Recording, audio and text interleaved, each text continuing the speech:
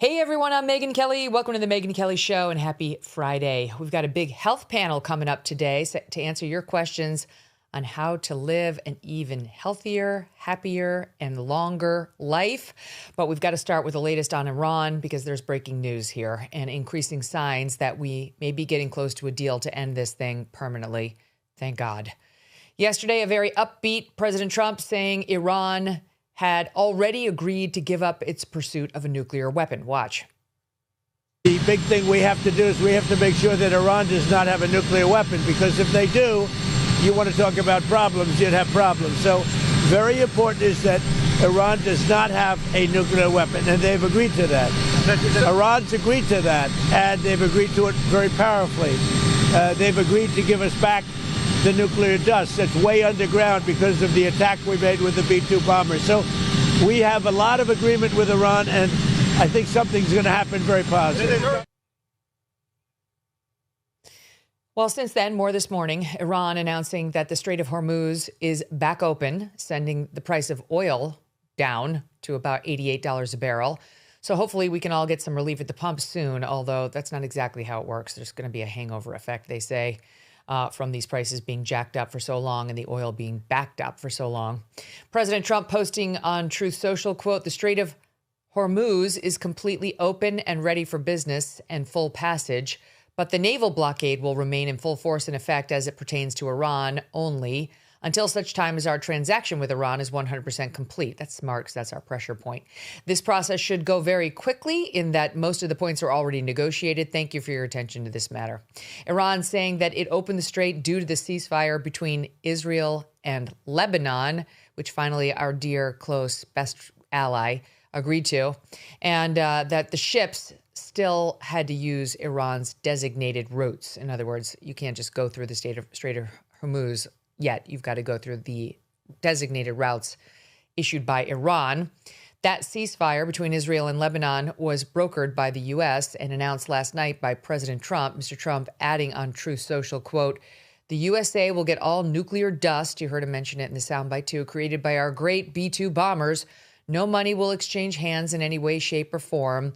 This deal is in no way subject to Lebanon either, but the USA will separately work with Lebanon and deal with the Hezbollah situation in an appropriate manner." So they're disagreeing on whether that had something to do with it, but Iran is expressly saying they wouldn't have agreed to this if Israel had continued bombing Lebanon. Trump goes on, "Israel will not be bombing Lebanon any longer. They are, in all caps, prohibited from doing so by the USA. Enough is enough. Thank you," he writes. Enough is enough. They're the reason we got into this war. They're the reason we were not able to end it. Now, finally, they've agreed to stop bombing Lebanon. Thanks. So we can actually try to wrap this thing up. Here's Steve Bannon reacting to that post, especially that last part from President Trump. Watch. "Israel will not be bombing Lebanon any longer. They are prohibited from doing so by the United States of America. Enough is enough." America's greatest ally just got put on a report. Let me repeat that. And Tel Aviv Levin and Benji Shapiro, the entire Israel First crowd, the commander-in-chief of the United States military had to go on a social media platform to tell the world that we're not playing games anymore with America's greatest ally. If properly executed by the United States military and the United States government, it could be a landmark moment. And of course, Tel Aviv Levin and Benji Shapiro and all their acolytes and Miriam Adelson and everybody, they're all up in arms. They're all going to be over President Trump. He had to go out. Enough is enough. President Trump, as I say, when he says no more games, no games. So he just put Bibi on notice, no games. Got to tell you, couldn't be more humiliating. Everybody on the Israel First Project, all your pom-poms, nothing could be more humiliating than what the commander-in-chief was forced to do on his social media platform, so all the world saw it at the same time he told you. Because they've said it behind the scenes and trying to be nice about it, trying to be accommodating, and you just won't listen. And Lindsey Graham and Ted Cruz and that entire cabal in D.C. should be put on notice. We're not doing this anymore. You're not going to jeopardize the national security interests of our nation, and you're certainly not going to put our young men and women in harm's way, and that's exactly what you guys allowed to happen. And Lindsey Graham should pay for that. If the good folks in South Carolina really look at the facts here, Lindsey Graham will be turfed out. Indeed. We'll see if that actually happens. I mean, we've spent, between 60 and greater billions on this thing. Is your life improved? Have things gotten better for you as a result of this? Don't miss a moment. Subscribe to this show on YouTube and follow me on Insta, Facebook, and X. Here's a question for you. How many brokers does it take to insure your business? If you're like most business owners, the answer is too many. Multiple policies, multiple applications, no clear view of how it all fits together. It's a nightmare. And when questions do come up, it's not easy to get the clarity you need. And when it comes to insurance, you always need it quickly. But Super Sure changes all that. It's a one-stop shop for all of your business insurance, backed by a team that works with you year-round, not just at renewal time. You're not a hassle to them. They actually want to partner with you and make your life easier. And if you've ever stared at a policy, wondering what it actually covers, right? Who hasn't been there? Super Sure has a fine print fax tool that translates the legal jargon into plain English so you know what's covered and what's not, simply and quickly. Right now, you can go to supersure.com and get a full report on your current policies with no obligation. Find out if you're overinsured, if you're underinsured, or somewhere in between. Go to supersure.com. One super agency, one powerful platform. All of your policies in one place. Go to supersure.com/Megyn today. That's supersure.com. And listen, if you currently do not have all your policies in one place, you got this broker and this policy, and that, they will help you with that too. They can help you consolidate everything so it's in one place, and they will run interference for you. Okay? So check it out. Supersure.com/Megyn. Paid for by Supersure Insurance Agency, LLC, a licensed insurance agency. Axios is reporting this morning that the U.S. and Iran are hammering out a 3-page memorandum of understanding that would formally end the war. That includes a voluntary moratorium on nuclear enrichment by Iran. Talks are expected in Islamabad on Sunday with negotiations on what happens to Iran's nuclear stockpile, the so-called nuclear dust. There's a back and forth, we wanted to take it. Iran wanted to keep it and dilute it. We may now send it to a third party. Like, okay. They weren't anywhere close to having a nuclear weapon. Don't believe me. That's what Tulsi Gabbard reported based on all the intelligence agencies' best assessments just prior to our bombing Iran. They weren't close to having a bomb. Okay? We pretended that they were because we wanted to please Israel. And Bibi Netanyahu talked us into believing that we could go in there Venezuela style and take out the Ayatollah, and President Trump would be treated like a hero, and he could, have that same feeling he had after Venezuela and after the June bombing of the 3 nuclear sites. It would be super easy. And we have, I don't know who leading Iran. He keeps saying it's regime change. No, it isn't. It's the same regime. It's a different person, but it's the same regime. And we'll see. We'll see what happens with these people. President Trump is saying he may even attend himself if a deal is reached over in Pakistan. Okay, great. And he'll wave, some sort of victory flag saying we all have to thank him for making the world a safer place. And it's not. No one's rooting for Iran. We can't stand Iran. We know Iran is terrible. But you just wait, because we've created a lot more enemies there. And domestic terror is how this group of people responds to that kind of anger. Whatever. I'm just glad it's ending. I hope it's ending. I don't really trust that it actually is going to be honored by Israel or Hezbollah in Lebanon. Do you? I mean, President Trump says he's ordered Israel not to do it. So it's like, okay, we'll see whether Netanyahu takes orders the way he gives them. And then we'll see if Hezbollah, which is a terrorist organization, honors the truce. all of that still hanging in the balance. Axios is reporting that there are discussions now on whether the U.S. is going to release $20 billion in frozen Iranian funds if Iran does give up its stockpile of enriched uranium. President Trump, as we showed you earlier, wrote on Truth that no money will exchange hands as part of the deal. That's a sleight of hand. Something's going to exchange. Like there's been no iteration of this deal that didn't discuss some sort of sanctions relief or monetary payment to Iran. So we'll see what the number is. Earlier, it was just we were negotiating over the number. They wanted something like 25. We wanted to give 6. Then it landed at 20. So we'll see what the actual number is and how this thing winds up. Let's just get it wrapped up. That's all I care about. Stop the loss of life.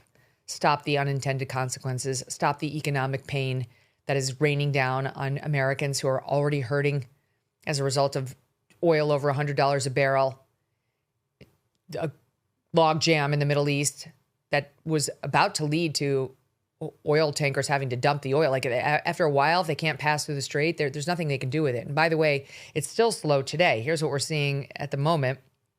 The Wall Street Journal is reporting a maritime security company is advising clients not to cross the Strait of Hormuz after Iran opened the waterway, or announced at least that it was open. Chris Long, intelligence director at Neptune P2P Group, said 2 customers who were considering sailing through the strait have been told to wait for guidance from regional and maritime authorities. Iran was still asking vessels to go through a designated route. Long, a former British Navy officer in the Persian Gulf, said there was a risk Iran would have mined the area outside of this trajectory.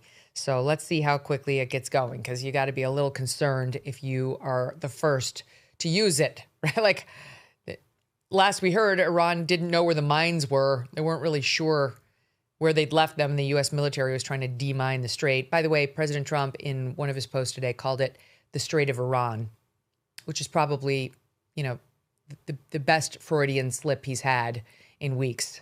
Yeah, it wasn't really before. It was an open Strait of Hormuz used by everybody in the Middle East and beyond. Now it's the Strait of Iran. Now they've realized they've got an economic pressure point they can unleash on us. And we're keeping our ships there now to make sure that they don't do anything, no funny business while we wrap this thing up. But at some point, our destroyers are going to leave. And we'll see how many times we have to go through this now with Iran as things ratchet back up, because they've realized that they have a very powerful tool that hurts us that they never used or realized before. This is brand new. So now, yay, we're ending the war by getting them to open up the strait, which was open before we even started the war. Great. And we're getting them to promise that they're not going to pursue a nuclear weapon, which was something that the now dead Ayatollah had already issued a fatwa against. And we're getting them to give their nuclear dust, which President Trump himself told us was buried several feet underground as a result of our bombing of the 3 nuclear sites, to maybe a third party, possibly back to us. That's what we want. He told us we didn't have to worry about it because we have eyes on it via satellite and it's all buried deep in the ground. But now it's a huge deal point that they're going to give it to a third party. They're going to dig it up and give it to a third party. So, okay, great, terrific. And they're going to be a lot richer as a result of either direct payments we're going to make to them for these agreements or the lifting of sanctions, which has been one of their main points all along, something they could only have dreamed about prior to the bombs being dropped. So that's where things are. That's the honest truth. Let's be glad it's ending. That's what I care about. In the meantime, we have a problem back here at home with Haitian immigrants who continue to be rewarded for their illegal lawbreaking and coming into this country and staying here and taking advantage of taxpayers by Republicans. First, it was Democrats, because what happened was under Joe Biden, he let 350,000 Haitians have temporary protected status in the United States. And as soon as Trump got in, he revoked that, saying, Haiti is no longer a danger. You have nothing you need to be protected from. Go home. Well, the Democrats sued. And of course, they got a federal district judge to say, Trump was out of line. You can't enforce that. And that's a case that's about to go up to the U.S. Supreme Court at the end of April. But in the meantime, just in case the Supreme Court does the right thing, the Republicans decided to try to get in the way of that relief being provided to us and the Trump administration. And some 20 of them sided with Democrats in the House last night to pass a bill that would continue the temporary protected status for the Haitians. It passed the House thanks to Republicans who thought this was a good idea. It's such a betrayal. I mean, it is a betrayal. They understand exactly what the Trump agenda was and why he was put in office, why they're in office, and it's certainly not to make it easier on illegals. So multiple Republicans, including Maria Salazar, our friend down in Florida, Republican, who's pushing the amnesty bill right now. Of course, she voted for this.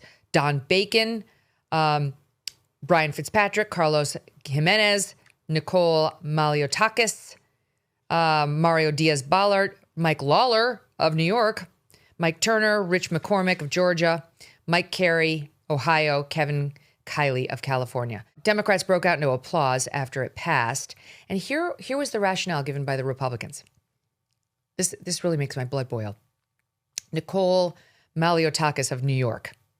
She has the same rationale that Mike Lawler of New York have. Okay, this is my state for the vast majority of my life. I'm only a recent convert over here to Connecticut. This is their justification. Maliotakis tells Fox News she voted yes on the temporary protected status extension because, look, she says, I have a lot of healthcare workers in my district that are of Haitian descent that are on temporary protected status, and my nursing homes, my healthcare facilities have said that they're going to lose skilled staff at a time when there is a shortage. So it's the right thing to do for my district. Lawler says basically the same. It'll cause a huge crisis in our healthcare system, especially in an area like mine, where a lot of our Haitian temporary protected status holders are nurses. Okay, this is so infuriating, and let me tell you why. I've told you about my sister, right? My sister was 7 years older than I am. She died a couple of years ago at age 58, and she'd had a very tough life. You know, it's like my brother, my sister, and I are all very different, and maybe you feel the same based on your family. Like, I'm convinced people come into this world with a certain like temperament and like default personality nature. And it can't really be changed by parents or much. And, my sister just always had it tough. You know, she had a lot of challenges thrown her way. And while she was very funny and very loving, very, very much a caretaker, she was convinced she had bad luck, and it's bad to be convinced you have bad luck because it tends to become a self-fulfilling prophecy. In any event, I loved her dearly and I miss her every day. And her 3 children who are now grown do as well. But my sister, after having been thrown some major curveballs by life, one thing she was always great at, as I said, was taking care of people. Her background was in early childhood education. She was a stay-at-home mom for many years. She taught little kids for many years. And then she tried to get into this kind of healthcare where you could go work in like a nursing home. This is after, the kids were older and she needed to pay her bills. She had gotten a divorce. There were all sorts of issues there. And she really wanted to make a better life for herself by getting a job in one of these nursing homes and helping old people. Well, it's a long story, but as a result of some of her addiction problems earlier in her adult life, which I've talked to you about when she died, she couldn't get a job in one of these facilities. They're so hardcore, she couldn't get a job. So this, I have to tell you, I deeply resent this. So what are they doing? They're hiring all these Haitian immigrants who are not even here lawfully. I mean, technically, they're not breaking the law because we've given them temporary protected status, but they don't belong here. They're not citizens. They don't have green cards. We give them this temporary status, and then we put them throughout these places like the nursing homes. And then we won't deport them when a new president comes in to say, you got nothing if you're in Haiti, you're going home. That's not what TPS is for, because we say, oh, we need them in the nursing homes. I guarantee you that there are thousands, tens of thousands of hurting Americans, just like my sister, who would love those jobs, who would give anything for those jobs. And you tell me, do we have any idea whether any one of them has a problem similar to my sister's back in Haiti? Do we know anything about their young adulthood and mistakes they made? In my sister's case, through no fault of her own, she got swept up in the opioid crisis as a result of a doctor who told her this drug was not going to be addictive, and it was, like so many other people in America. In any event, my point is simply, what do we know about them? We know it's nothing. Even in the height of COVID, when we all couldn't go out to dinner unless we proved we had a damn vaccine, They were letting all these illegals in without any proof of vaccination. It's rules for thee, but not for me. And it's the same damn thing. You know it very well. Do we know what their criminal background is? Do we know what their addiction background is? Have we done any sort of screening on with the Haitian authorities on these people? And even if we had, would we believe 2 words of it? But they can have total unfettered access to our elderly in these nursing homes. And then that becomes the reason that we can't then deport them. And they pretend at every turn that there are not Americans who want these jobs. I'm here to tell you there are. There are. I've known and loved some of them. So fuck you and your bullshit excuses, Representative Lawler and Nicole Maliotakis, because I am a lifelong New Yorker, as was my sister.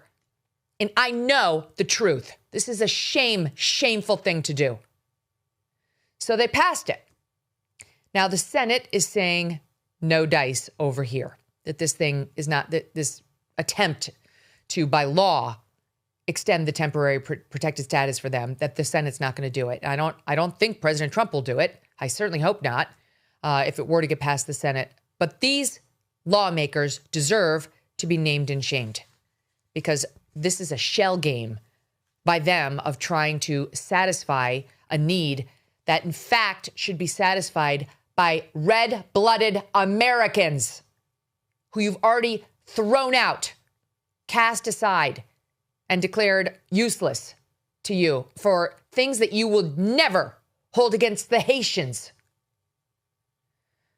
There are strong lawmakers still in there, still in the U.S. Congress, including one of our very favorite, and that's Brandon Gill. He's a hero. This guy is awesome. You know, we always show you the Brandon Gill sound bites where he cross-examines like nobody's business on Capitol Hill, and he's an honorable House of Representatives member. It's so hard to find them. You know, truly, like, do you really want your kid to grow up to be a congressman? Ugh, right? That's how I feel. Senator, maybe. That's tougher. The bar's a little higher. But Brandon Gill makes me feel differently. Brandon Gill still gives me someone to hold up on a pedestal for my kids to look at. Like, you know what? There are honorable men in Congress. And he's one of them. And here he is speaking out against this here in SOT 1. Temporary protected status, as its name implies, was originally designed to be just that, temporary. And yet it's metastasized into what is effectively a permanent amnesty program for unvetted foreigners all over the globe. There's roughly 350,000 Haitians covered under temporary protective status in the United States. Of those, an estimated 91% entered this country illegally. 69% came in and estimated under the Biden administration. Does mass migration from Haiti benefit the American people? The answer is obviously no. 65% of non-immigrant Haitian-headed households are on welfare. Does that make America stronger or more prosperous or more wealthy in any way? Of course it doesn't. Mr. Speaker, the central thesis of the last election cycle was the American people rejecting mass migration. Right on. And what of the communities that are having to deal with these Haitians who are not of our culture, not of our shared values? Like, they come into these communities and in many cases upend them to a place where the residents don't recognize their own communities. Let me read you a letter that was written to the editor of the Dayton Daily News in Ohio, February 16th, 2026. Okay. And we've got, Mike Turner, Republican from Ohio. He voted for this. He might want to talk to the residents of his home state, because here's a letter that was just written 2 months ago. I'm tired of reading a one-sided view of the Haitian influx in Springfield. Their presence in Springfield and all of Ohio has been detrimental, but the only people the media interviews are pro-Haitian. Our political leaders are not advocating for the majority of the citizens. There are some that work, but at lower wages, less or no benefits, and no complaints. TPS Haitians have been treated better than the citizens of Springfield. There are many complaints of how rude and entitled these people are because they know they have the support of people who are benefiting from their presence in some way, financially, boosting self-importance, or increasing congregations in church. But no media interviews workers anonymously in the fields that deal with these problems, like teachers, police, nurses, cashiers, workers at the Social Security office, DMV, or the health department. The pro-Haitian media coverage has fueled the fire. Think of it. These lawmakers are living in their nice communities, driving their BMWs, shuttling back and forth as part of the Acela media group, up and down between New York and Washington, or in Ohio's case, I guess they get on the planes, and they don't have to deal with it. They want to pretend it's this magic, wonderful thing where we've filled this need and there are no consequences to the communities or to those who are out of work and would like to find a job. Here's more of that. This is a Springfield woman here in SOT 2 from an August community meeting. I was looking at the giant holes in some of our buildings. I noticed all of the old familiar spots bearing new signs in an unfamiliar language. I watched as groups of strangers walked around the city like lost tourists, and it was like a punch in the gut. A terrible sadness came over me, and I began to cry. I immediately started to think back to when I was little, walking from my grandma's house on South Fountain through downtown and all the way to Snyder Park, going to Wren's to get new school clothes and shoes, the excitement of the mall for lunch at the Blue Fox, or even better to see Santa, riding down High Street, admiring the beauty of those stately homes and their amazing architecture, dropping pennies in the fountain and making wishes. And now all those warm memories are becoming fuel to the fire of anger inside of me. I feel like we have been invaded by some sort of pest. I'm angry that my friends and family are packing up and moving away. I'm angry that foreigners are using up the resources that were set up for the Americans that reside here. I'm angry that another country's flag was being flown in our city. I'm angry when I see our businesses and recreational areas littered with garbage left by people that do not know or understand our laws and culture and are making no attempt to learn about them. And let me be clear, this is not about race. This is about people being given the privilege of coming here from another country and having no respect for our people, our land, or our life's work. People living their life here the way they did in Haiti, angry, stealing, polluting, living in filth, and acting like animals. These are not civilized people. Opening containers in our grocery stores, helping themselves to what's inside and throwing the rest onto the shelves and floors. Pulling off of the highway to publicly clean and gut the roadkill lying there in front of anyone that passes by. Stealing animals from farmers and leaving their severed heads at the site of an old school where children play. Relieving themselves in public. Making some barbaric stew out of the birds that live in our park. This is insanity, and it has to stop. It was August 13th, 2024, before the election, and it was one of the things that drove the election, was President Trump's promise to put an end to this insanity allowed by Joe Biden. The consequences of his open borders and his temporary protected status for Haitians and others continue to be visible day after day after day. Was it last week that President Trump posted the horrific video on Truth Social of the temporary protected status Haitian murdering a clerk at a gas station? It was horrifying. Convenience store clerk. Viewer warning. This is disturbing. He murders her with a hammer. Oh, God. Oh, it's awful. Oh, I'm sorry. It's awful. It's awful. It's so brutal. Oh, my God. It's so brutal, you guys. She worked there at the convenience store. I don't know what he was doing, but she came outside to tell him to stop, and he beat her to death with a hammer in cold blood. By the way, she was a store clerk inside the gas station. They're saying that he has confessed to the murder. He's been charged with murder as well, according to the Miami Herald.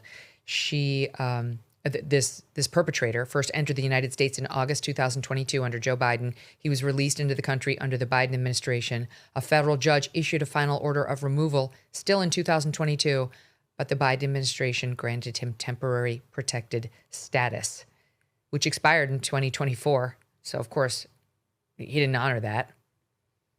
Haitian migrant allowed temporary protected status. The victim has not been identified. Otherwise, I'd be saying her name. They're not all murderers. It doesn't matter. They're not from our culture. They don't share our values. The United States and Haiti have virtually nothing in common, okay? This is absurd. And there are Americans who are still hurting and still need jobs.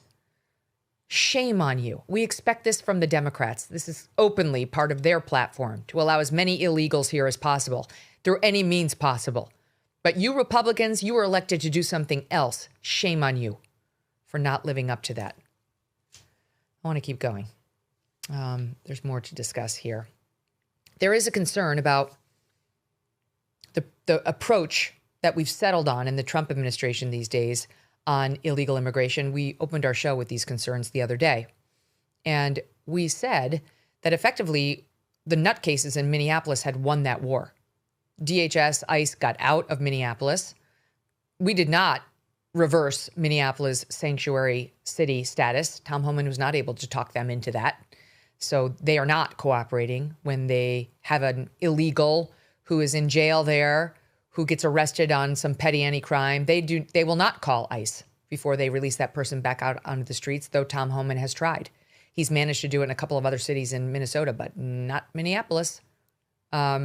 So we lost that battle, and we lost it in more ways than just when it comes to Minneapolis. Of course, we've changed the entire immigration approach. As we discussed, Kristi Noem and Greg Bovino, who were in there before, were hardline and really were very determined to get rid of everyone and to make a showing of it in order to deter more people from thinking about coming. Tom Homan is more worst first, period. And he's an honorable man and will do what the Trump administration tells him. But he was sent into Minneapolis and other cities now to take a different approach, to not go as hardline. And we reported this to you the other day. Some people said, no, it's not true. It's true. Trust me, it's true. And now we hear basically exactly that from the new DHS Secretary, Markwayne Mullin, who in an interview yesterday with CNBC said the following. Take a listen. We do have a different leadership style. We're still enforcing immigration laws. We're still deporting illegals that shouldn't be here. We're still going after the worst of the worst. But we're doing it in a more quiet way because my goal in 6 months is to not have DHS on the lead story every day. We want to make sure people understand we're here working for the people, not against you. Going after the worst of the worst. How about all the others? The mandate was everyone. The mandate was everyone. That's what we wanted. That's what we voted for. And by the way, that's what we were promised by President Trump himself. Now we're going to go after the worst of the worst. Again, that's all he mentions. But we're going to do it in a more quiet way. In response to which, Greg Bovino, who's no longer commander at large of the Border Patrol, says, quote, on X, how exactly does the quiet way cause mass deportations or the use of the CBP Home app, which is never mentioned anymore? It's called taking ownership of a mission, not dodging it. Mass deportations is what we are after, not being quiet. This, as the head of ICE, Todd Lyons, who's been a key factor in Trump's mass deportation agenda, is resigning effective end of May. Why? What's forcing him out? I'd love to know more. I hope he gives some sort of an interview on the record or off, because I'll bet you there's more to that story. This is what the American people care about. This. We don't give a shit about the Strait of Hormuz, but we do care about what happened to that woman at that convenience store. And TPS status for 350,000 Haitians who have absolutely no shared culture or values with us. Not to mention the millions. President Trump is the one who put it at 20 million. Our numbers were closer to 9 million that Joe Biden let in. But take your pick. It almost doesn't matter. We've deported like maybe a total of 2.5 with the ones who left voluntarily and the ones that we actually managed to deport. The Democrats have fought at every turn to keep the numbers low and to stop the effort. We continue to fight these battles in court. What we don't need is Republicans giving an assist to the other side. And we don't need Republicans pulling back with the new, softer, gentler sounding Stephen Miller, with the new DHS secretary talking about only worst of the worst and a quieter, more gentle approach, whatever he said. We don't need that. We need pedal to the metal. And it just doesn't feel like that's where our energies or our focus are right now. Okay, let's keep going. There's Gavin Newsom, who we've discussed this week as the number 2 contender for the Democratic nomination. The polls show that Kamala Harris is double digits ahead of him amongst Democrats when you ask who they want their nominee to be. So thumbs up on that. But Gavin Newsom is not going to go down without a fight. Many people see him as their best hope because he's a white, straight, Christian guy.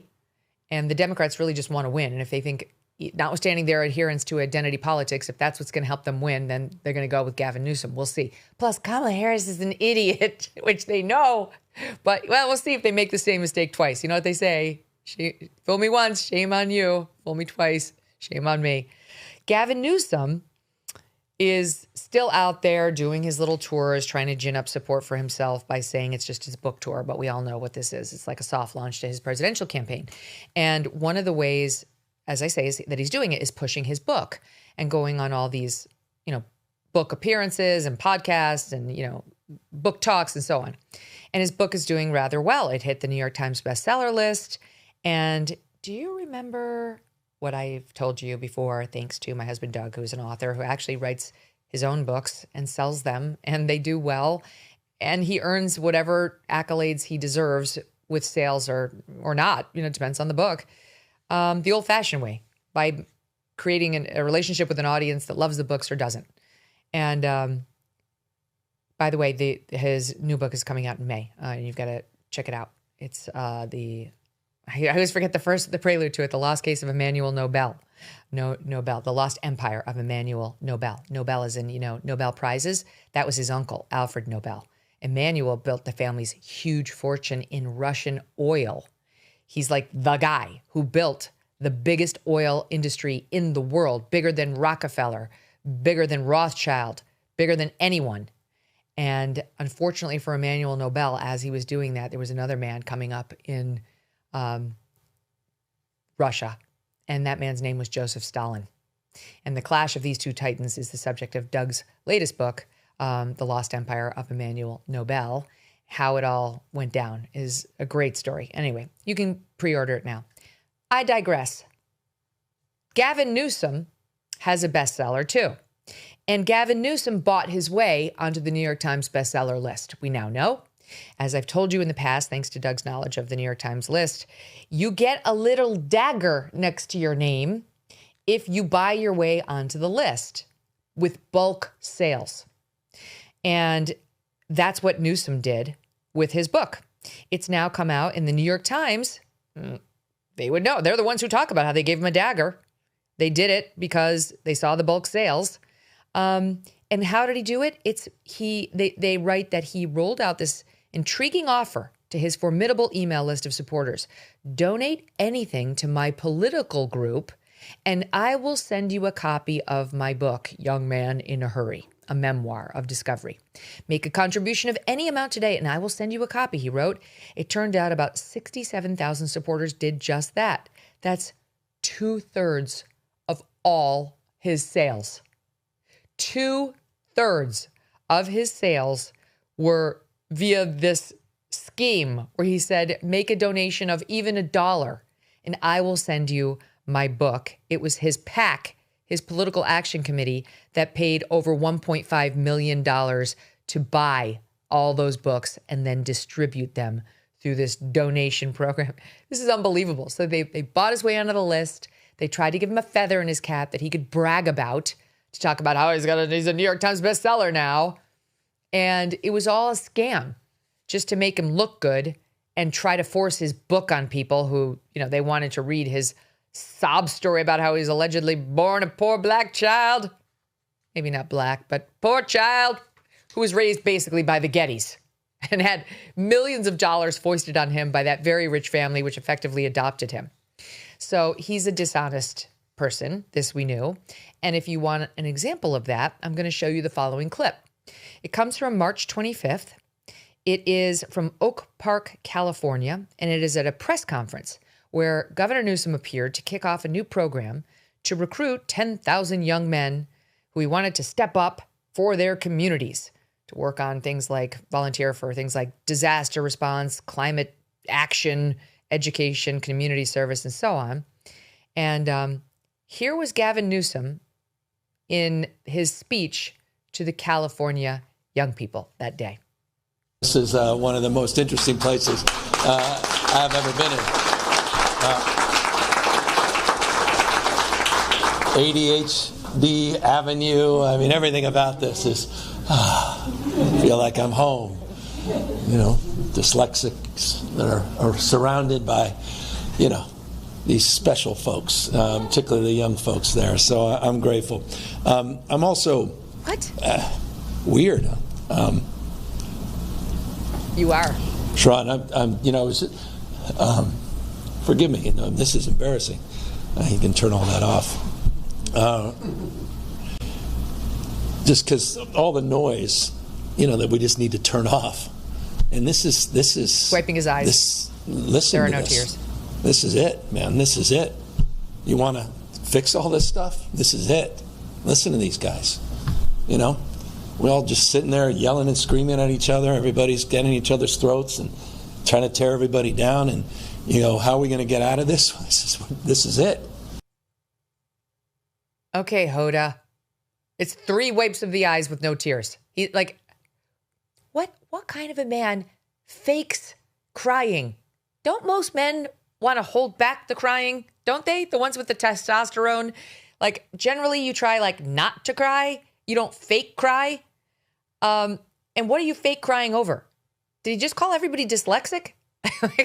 He did, didn't he? I mean, just because you are dyslexic does not mean everyone is always dyslexic who needs a job.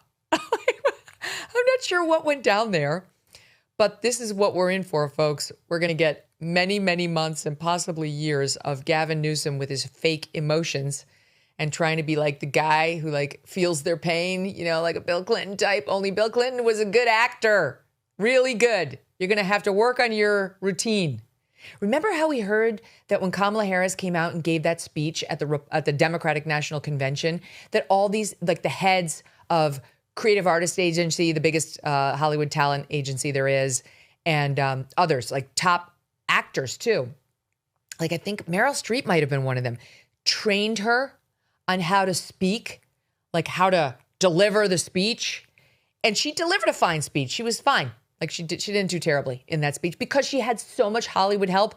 That's what he needs, and that's what he's likely to get because he's a Democrat and he's from California. So we'll watch the making of Gavin Newsom as he gets closer to this contest. I mean, they'll do it, you know, when he's closer to locking up the nomination. They won't give him the advantage over his fellow Democrats. But if it's Gavin versus a J.D. Vance or a Marco Rubio, you watch. He's going to get polished. And he'll learn, like my friend Melissa Francis, who started on Little House on the Prairie and then worked with me at Fox News.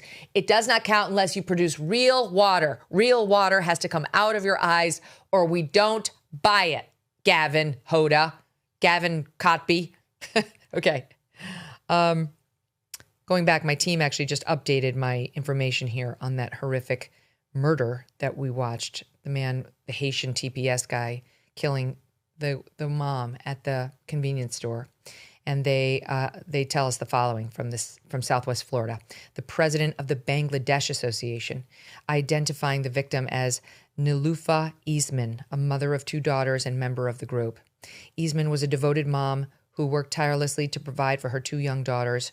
Tragically, her life was cut short while she was at work in Fort Myers, Florida, leaving her family and friends heartbroken. The loss of Eastman has created an unimaginable void in the lives of her daughters, said Samir Budada Sayed in a GoFundMe that he organized in support of her daughters. That is awful. I mean, think about it. You know, I talked about my sister who couldn't get a job at one of these facilities, but these Haitians can. Think about this poor woman. Like, where's like the NAACP, right? Like, don't you care about Americans of color? What about her? It's like the left is so concerned about identity politics and grievance and all this. Is like, what? So you care about these guys from Haiti because the white-black thing, okay, we get it. You know, you're always going to go with people of color. What about her? This is a black woman who's a mom to 2 black daughters. Where's your empathy for them? Do you care about them? I know you wouldn't care if it were a white woman. No, God forbid it were a white man. This would get absolutely no coverage, which is basically what happened until Trump tweeted it out. How about her? Do you care? Now we learn the accused killer, Robert Joaquin, just pleaded not guilty this week, despite reports that he admitted to killing her, and he's on camera doing it. Enjoy prison, sir.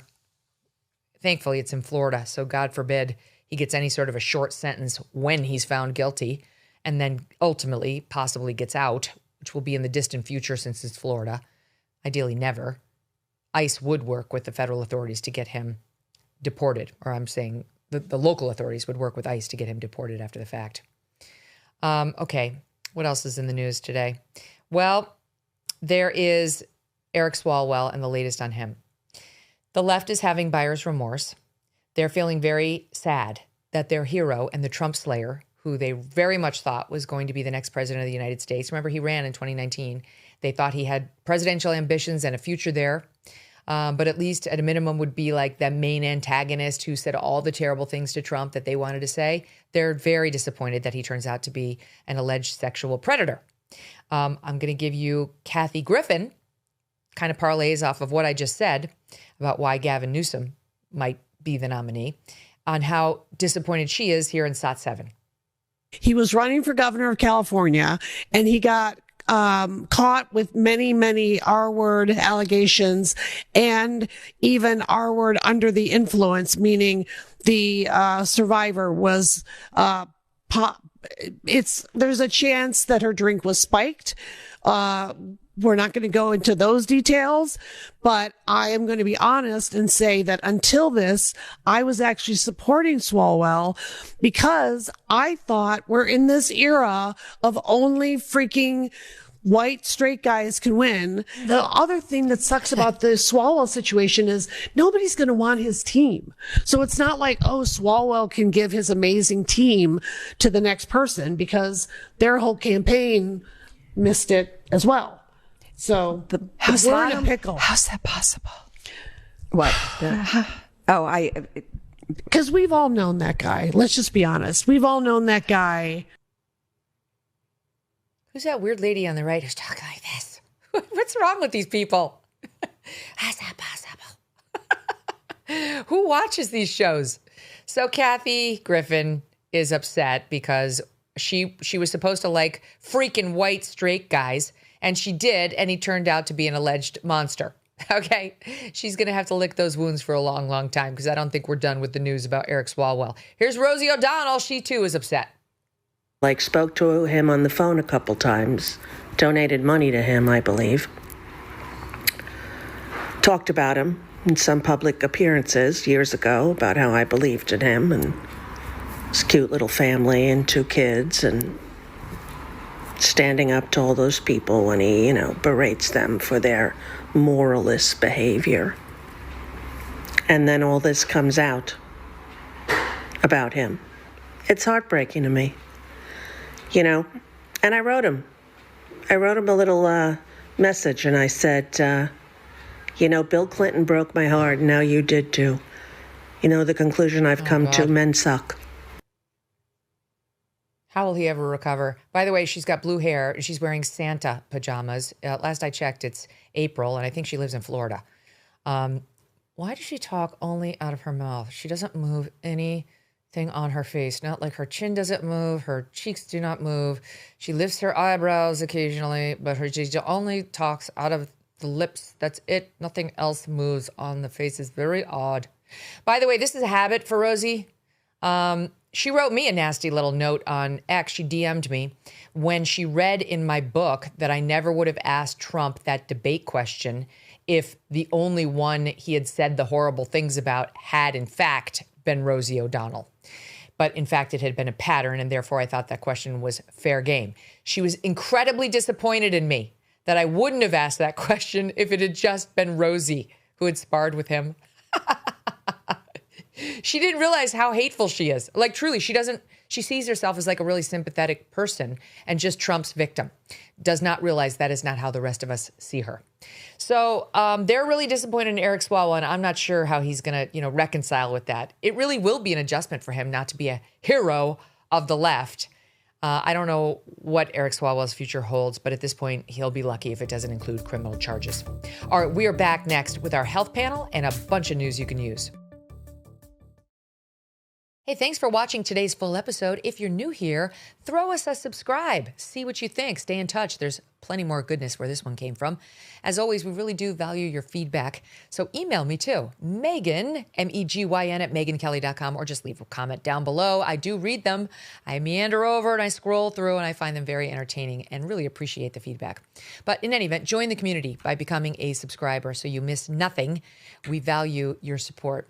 We may not always agree on positions, but as you know, I'm very open-minded to people who disagree with me. That's how I learn. So thanks. And thanks for trusting us to always talk about it openly, honestly, and with provocative conversations. Ever been in a bad relationship? You know, the kind that just wears you down, you settle in, even though deep down you know this is not how it's supposed to be? Well, that's what daily aches and pains can feel like. You stop expecting to feel good. You start thinking, maybe this is just life now. But it doesn't actually have to be. With Relief Factor, you can break up with pain, just like Anthony did. He wrote, quote, "I was dealing with debilitating pain and fatigue, and I've been taking Relief Factor for about 2 months now, and I'm back to running my business, fishing, gardening, doing the things that really matter to me." If you have back pain, knee issues, or stiffness slowing you down, Relief Factor could give you your mobility back. Relief Factor is 100% drug-free. It targets the inflammation that causes pain, helping you move better, feel better, and actually enjoy life again. Try the 3-week quick start for just $19.95. Go to relieffactor.com or call 800-4, the numeral 4, RELIEF, 800-4-RELIEF. Break up with pain and get back to what matters. My next guests are 2 leading voices in the health and wellness space, known online for promoting a back-to-basics lifestyle by prioritizing animal-based nutrition, whole foods, and simple habits like walking, sleep, and natural movement. We've got a lot to get to, including some of your questions. Joining us now, double board-certified doctor and founder of Lineage Provisions and Heart and Soil, Dr. Paul Saladino, and with him, New York Times bestselling author, founder of Primal Kitchen, and most recently, the footwear brand Paluva, Mark Sisson. Mark, Paul, welcome. Hey, thanks for having us. Yeah. Great to see you both. Mark, you've been on the show before, and I have to tell you something very funny. So you, of course, created Primal Kitchen, which I love, and we get at Whole Foods. And I'm not much of a chef in the kitchen, but every time I cook a steak, which is now like at least once a week, we do have help in the kitchen. But when I have to do the kitchen cooking, I cook a steak, and literally every time, because I'm not a good learner, I pull up a video. It's the same video of you making the same steak every time. I can't seem to recall it. So you are in my kitchen with me at least once a week, teaching me over and over and over again how to make a steak. So thank you for that. No, it's my pleasure. And by the way, is that the mayonnaise steak or just a regular steak? No, it's just a regular steak. Okay. It's one where you've got there's a Primal Kitchen marinade that's like a balsamic that I can use. But there's another video I use of you. It's just salt and pepper and in a butter. Right, love it. Okay, so Doc, it's great to see you too. We haven't yet spoken, but I like a lot of what you're saying here. So let me start with you, because one of your talking points relates to cholesterol, and this is still, I think, something that's very misunderstood. You know, every doctor wants to put their patients on a statin now. Even my own doctor said he thinks that statins should be in the water supply, but my hormones doctor said absolutely not. Cholesterol is actually very good for you, for your brain, and for your hormones. So where do you stand on the issue of cholesterol? It's such a controversial topic, Megyn. I think we have a lot of unanswered questions, though Western medicine and mainstream lipidology makes it seem like this is a case closed. Like you said, statins should be in the drinking water. When you look at the evidence and when you look at some really interesting recent studies, there are some really profound questions about how cholesterol affects the risk of human cardiovascular disease in certain contexts. And what I mean by that is when I think about cholesterol, as a doctor, I'm thinking about it in the context of your metabolic health, rather than just looking at your cholesterol numbers in a vacuum. And I've seen this over and over, whether I'm reading posts on X, I find these anecdotes on X particularly interesting. And I see this over and over. People will say, my doctor missed a heart attack. My cholesterol was actually normal. So your LDL level in these people was normal, but the doctors didn't check blood markers that can easily indicate metabolic health or lack thereof. Things like a fasting insulin. Most doctors will look at things like a fasting glucose or a hemoglobin A1C, which are just blood markers.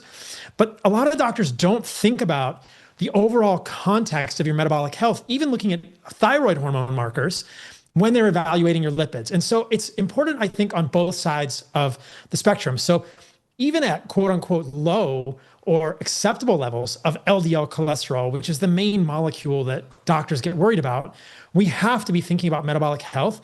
And you can miss cardiovascular risk if you're not looking at things like thyroid labs and fasting insulin, fasting glucose, hemoglobin A1C. And then at the other end also, a lot of us, I think, if we're eating reasonable amounts of animal foods, which we'll talk about this in this show today, I think are very important for humans, we might see the LDL cholesterol go above levels that most doctors would like it to be under. For instance, my LDL cholesterol is probably around 120 or 130 milligrams per deciliter. But I think that we have a long way before we can fully say that this represents an increased risk of cardiovascular disease for humans, especially without the context of your metabolic health. And like I said, there's been some recent studies that came out showing people with even much higher levels of cholesterol who were generally metabolically healthy, and they showed absolutely zero correlation. So the connection between the level of LDL and the incidence of cardiovascular disease was essentially zero. So it's a much more complicated picture than most people are led to believe. And I think it gets to what you were hinting at earlier, and something that I think Mark and I both believe, which is it's not just one lab marker, right? It's the entirety of your health, which must be interpreted together if we're looking at labs and we're looking at cholesterol. So how metabolically healthy are you? That's the key question. And very few doctors are thinking about that. Mark, when you were on last, we talked about diet, and you're a big fan of the steak. We all are here. And you said something that stuck with me, which was, you're big on the steak. Some vegetables, you said almost none. Like you were actually rethinking it because of all the chemicals that the vegetables are grown in and how hard it is to find ones that haven't been poisoned, basically. So where do you stand today on vegetables? Same. I sort of arrange my diet around protein first, and typically that's red meat, but there's fish there too, and not a lot of poultry, but mostly red meat.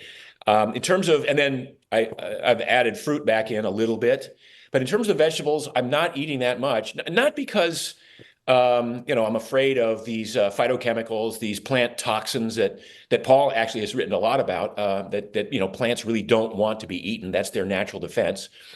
But mostly because I'm paring my diet down. I did a thought experiment a bunch of years ago, which was not to see what's the most amount of food I can eat and not gain weight, but what's the least amount of food I can eat and maintain muscle mass or build muscle mass, have all the energy I want, not get sick, and most importantly, not be hungry. So if I arrange my diet starting with protein first, and then add in a little bit of maybe starchy carbs, and then know that I'm going to have some fruit later on in the day, I don't want to fill up my sections with vegetables if I've got a better use of that space. So, I don't try to stay away from vegetables. I like the crunchiness of vegetables once in a while. I like a decent, broccolini, or I like, Brussels sprouts once in a while. You like a mushroom? That's what you're in your video I watch all the time. Yeah, mushrooms, sure. But I'm not, I spent 10 years talking about the big ass salad, right? And I had this giant salad every day. That was sort of the main part of my diet. And, as I've evolved my own way of eating over the years, that sort of fell by the wayside in service to this, this idea that I want to see, like, what's the sort of, I don't want to make it sound like I'm, some ascetic and I'm living a monk-like lifestyle where I'm trying to, avoid food, but just what's the least amount of food it takes for me to be happy and healthy and productive and lean and fit. So do you skip breakfast now? You just do lunch and dinner? And if so, what do you do at lunch? Yeah, so I skip breakfast, sure. So that's I think that's one of the important aspects that I've developed over the last 10 years in developing what I call metabolic flexibility, which is the ability of the body to extract energy from your own stored body fat at rest when you're not eating. A lot of people assume they have to eat every 3 hours or whatever to maintain their energy throughout the day. If you develop this metabolic flexibility, you can extract energy from your own stored body fat. Well, what that looks like to me is I wake up in the morning, I have a cup of coffee, but I'm not hungry. I don't feel like I need something to get the day started. I do a workout at 10 or 10:30. I'm fasted. I have all the energy I need for that workout. So my first meal is typically around 1 o'clock or 1:30 in the afternoon. So yeah, I eat 2 meals a day. Actually, I wrote a book called 2 Meals a Day. And I have it. I have audio and actual book. Great. And, it's sort of this idea that I think generally people assume that they need 3,000 calories a day to get through life. And it's probably 30 or 40% less than that if you develop not just metabolic flexibility, but efficiency. If you're really efficient with how you consume your calories and how you train. And don't like I wrote a whole book last year called Born to Walk, which sort of ragged on the running boom of the last 50 years as being inappropriate for people who think they want to lose weight by running. So it comes back to this developing metabolic flexibility through a combination of selecting protein as sort of the main basis of the diet, certainly accommodating your hunger needs throughout the day. But also just being able to go long periods of time, very comfortable not eating. And that's kind of and then as Paul would talk about, like, for instance, your fasting insulin, that'll lower your fasting insulin because you become very insulin sensitive.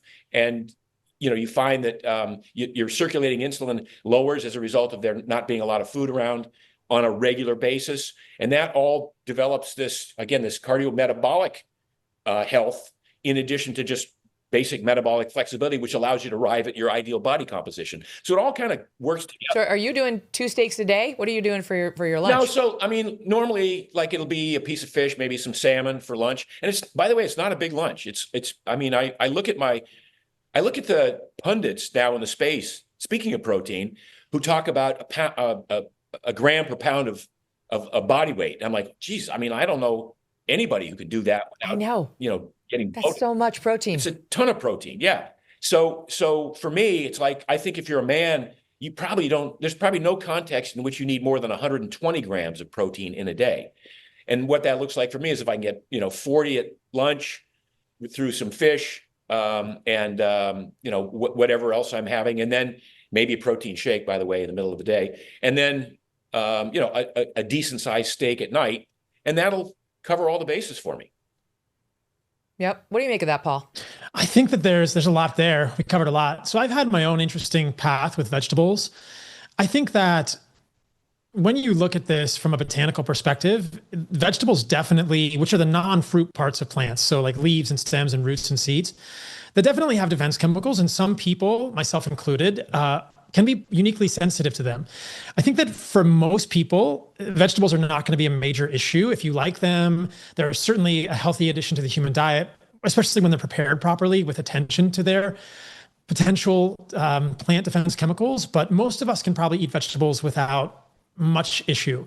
For those people out there listening that may have autoimmune issues, and this is a wide variety of things, this is where I think you need to start to question whether all of the foods you're eating are actually serving you or interacting with your immune system in the proper way.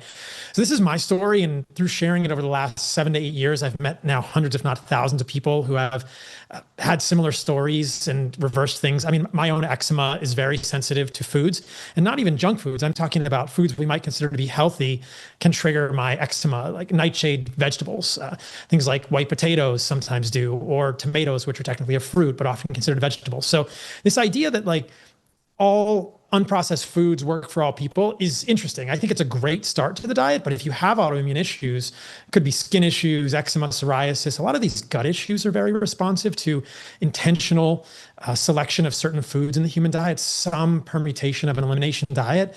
You see ulcerative colitis, Crohn's, IBS. And again, it's very individual and it doesn't work for everyone, but there's something there.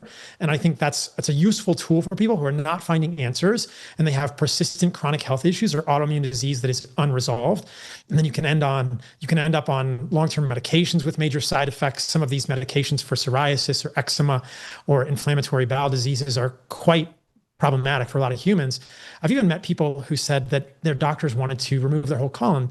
In ulcerative colitis, it's often to have a colectomy, a total colectomy or a partial colectomy, resulting in a colostomy bag. And for a lot of these people, simply changing what foods they were eating was able to reverse their condition, which is interesting to me.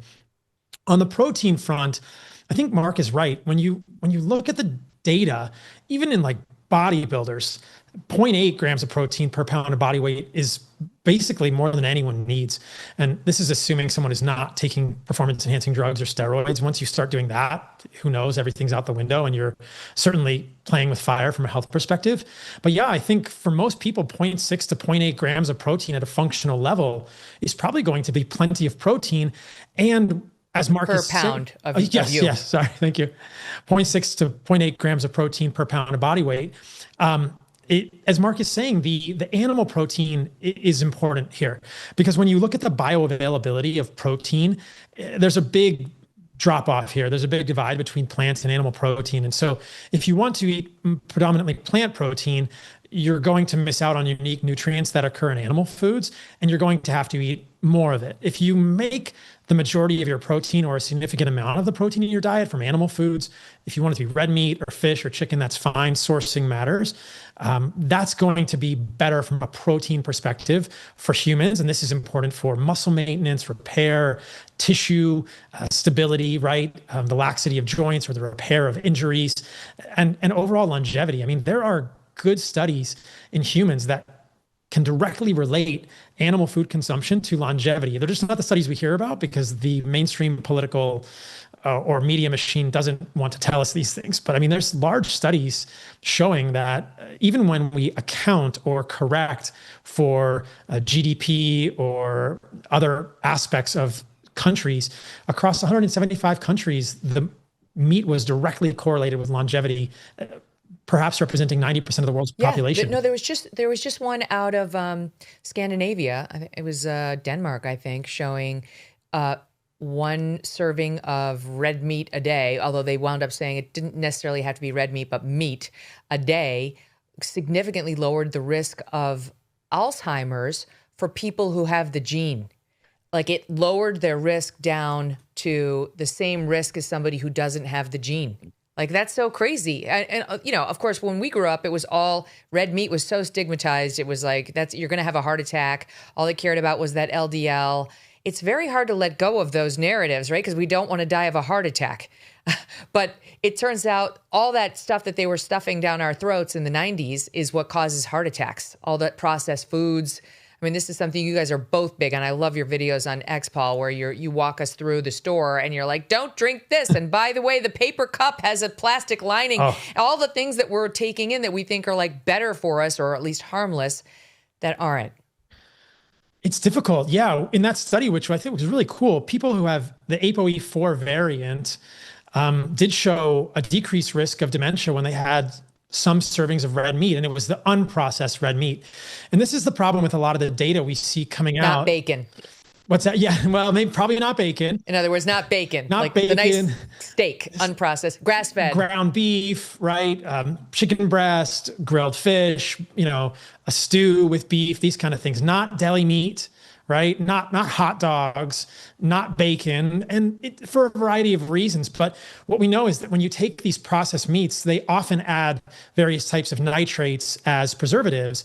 And then before you eat them, there are compounds called N-nitroso compounds that can be formed. And then in your body, these N-nitroso compounds can be formed as well. And so that's potentially damaging for the human gut. And there's studies that show that when you eat the processed meat, that is more likely to damage the DNA of your gut epithelial cells. And that's probably the beginning of the path to precancerous lesions. Red meat that's unprocessed doesn't really do that to the same degree, if at all. And then there's lots of evidence that if you're eating your red meat, if you're concerned about red meat because you grew up in the 90s like I did, then you can eat it with fruit, vitamin C, acidic marinades. You can eat it with vegetables, and that significantly mitigates the formation of any of these potentially carcinogenic compounds. So we're kind of back to this, I think, very reasonable, very sensible perspective that, hey, look, these are foods that humans have always eaten throughout our history. Like eat some plants, eat some meat, and eat very few processed foods, and you're going to do fine. And a lot of the narratives to the contrary are just, they're concerning, and they're just not based in actual scientific fact, and they don't make sense historically, and they lead humans to be unhealthy. It's like, I can't remember who said it, but it was eat real food, not too much. Yeah, Michael Pollan, yeah. Yeah. So the other thing that you say, Mark, I know, is like, as you're coming up with your guidelines, there is a boogeyman. It's not red meat. It's sugar. Mm-hmm. It's sugar. It's addictive, and it's in everything, so it's very hard to cut out. And once it's in there, you got the Jones for it, very hard to break free of it. So walk us through the sugar problem. Well, I would say, if I've been asked in the past, like, what's the one thing you would change about your diet that would maybe decrease your risk for pretty much all-cause mortality? And it would be getting sugar out of your diet. But, when we talk about sugar, there are a lot of variants of this. There's, obvious pies, cakes, candies, cookies, sweetened beverages, sweetened drinks, and then sugar added to everything else. There's also, by the way, the concept that, most processed grains convert to glucose almost immediately in the body. So whenever you eat some flour-based processed food, whether it's pasta, breads, cereals, those convert to glucose. Glucose is sugar. So this reliance that we've had on carbohydrate as the basis of the human diet, or at least the basis of the American diet for the last 50 years, and somehow suggesting that we get 300 grams a day of carbohydrate in, when you understand that carbohydrate, almost all of it converts to glucose. And then what do you do with that glucose? You don't need that much glucose. So the body either stores it as fat, maybe stores some as glycogen, but also it creates this requirement the brain has for living on glucose. I mean, the brain expects glucose now every couple of hours. And if you haven't developed this metabolic flexibility, if you haven't developed this ability to extract energy from your own stored body fat, if you haven't become what I call fat adapted by restricting carbohydrate or restrictive eating, timing your meals, like 2 meals a day, or intermittent fasting, as they call it, you continue to rely on this intake of glucose. The brain continues to rely on glucose. And when you don't get glucose or sugar, you have this craving for sweets all the time. And it's one of the reasons that people, when I say people who embark on a running program to lose weight, they go out and they burn off all the glycogen in their muscles because they're not good at burning fat, because they run too hard for what they're trying to do. So they burn the glycogen. They get home from their run. Now they're sitting on the sofa going, oh my God, that was such a valuable workout. I sweated, I melted off all this fat. Well, you didn't. You burned off the glycogen. And now the brain is going, wait. If we're going to do this again tomorrow, we have to eat more glucose. And glucose, again, and sugar are pretty much synonymous. And so now we're going for the sweetened, the Gatorade or whatever the sports drink is. And there's a tendency over time to overcompensate. And actually the brain says, if we're going to do this again tomorrow, I better be sure we're ready. And so over time, you see people have been running for 10 or 15 years, not running the right way, not running with the right, sort of strategy for zone 2 training. And they don't lose weight. They stay the same weight, except now because running is catabolic, they burn off a little bit of extra muscle. And now some of that same weight has become more fat. So they become what we call skinny fat. Again, if you get rid of That's sugar, the cardio bunny too. Pardon me? What's that? That's the cardio bunny too that we see in the gym. No, a lot 100%. of women. And it's this idea that if one Soul Cycle workout a day is good, 2 must be better. And then, 4 days a week or 5 days a week. And you see it becomes catabolic, and it becomes this, it's very unhealthy. And we could segue into that at some point. But wait, Mark, give him the good news, because you're not a complete teetotaler when it comes to sugar. We are allowed to have a little dark chocolate. It has to be over 80%? Sure. A little bit of anything is okay. We're talking about dosage, right? So when I say, if you can develop metabolic flexibility, if you develop this ability to become good at going long periods of time without eating and not have it affect your mental capacity, your mood, your hunger levels, then a little bit of sweets every once in a while, not a bad thing. It's probably, I could even make an argument that it might be a good thing, a little bit. But so I'm. Well, can I just interject? So what you're saying is, for those of us who get like brain fog when we haven't eaten, or, you know, you get that, you feel weak, you're saying that can be overcome with practice of having longer stints without eating. 100%. This is what I've been teaching and preaching for the last 15 years, is this idea of metabolic flexibility. And it started out with, with my book, The Keto Reset Diet, which showed people how to use a ketogenic diet to reset the metabolism, not to live the rest of your life in a, keto. I mean, I just think that's not just fun, right? So, but to use these tools and strategies like restricted eating and cutting back on the carbs and exercising appropriately. You can actually develop some of this metabolic flexibility by doing a lot of walking and then a little bit of sprinting or a little bit of lifting weights. But ironically, you can't really develop it by running 30 or 40 miles a week metronomically at 10-minute miles. So there are specific strategies that encourage your body to develop, literally to upregulate the enzymes and the gene systems that help you burn more fat and increase the amount of mitochondria in your muscles so that you're burning fat at rest. I mean, it's a beautiful thing, because not only do you trend toward an ideal body composition, but your life is not run by you being tethered to some eating schedule or by your hunger. Yeah. Paul, can you speak to, because I noticed one of the things you like, and I know that organ meat is big, but most of us can't stomach it. But you actually have a pill that we can take. So I want to know about the pill. I want to know if it tastes like testicle, because that's what's in there. And what else we should be taking that's supplemental. Yeah. Can I just say a couple words about sugar, and then I'll get into that?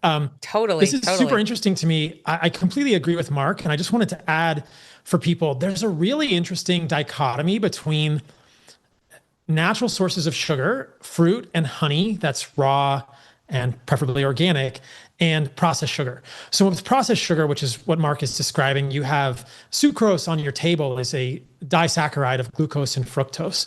And there are other monosaccharides that like galactose found in lactose and milk. But generally, we're looking at fructose and glucose. What's so interesting to me when you look at this research is that glucose and fructose in isolation appear to be harmful for the human body. Table sugar, like Mark is describing, processed grains in which the phytochemicals in the grains have been stripped away. They're polymers of glucose, amylose and amylopectin, that get broken down into pure glucose in your body and past your stomach. It looks like a glucose bolus. And so these are harmful for humans, probably at the level of your gut flora, because when these monosaccharides, these simple sugars, arrive to these trillions of bacteria that live in your small intestine and in your colon, they just cause overgrowth. It's just like you're pouring gasoline on the fire, and these bacteria kind of grow without any sort of check. But what's fascinating is that when you consume fruit, it doesn't lead to the same dysbiosis, which is this pathogenic overgrowth of the wrong type of bacteria in your gut. And the same is true with honey, because these foods are complex. There are hundreds, if not thousands, of chemicals and phytochemicals. I mean, there's some fascinating analyses of honey. It's probably 600 to 700 chemicals just in honey. We think, oh, that's just sugar, but it's so complicated. And then we're disrespecting the bees, which are incredible creatures. We shouldn't do that.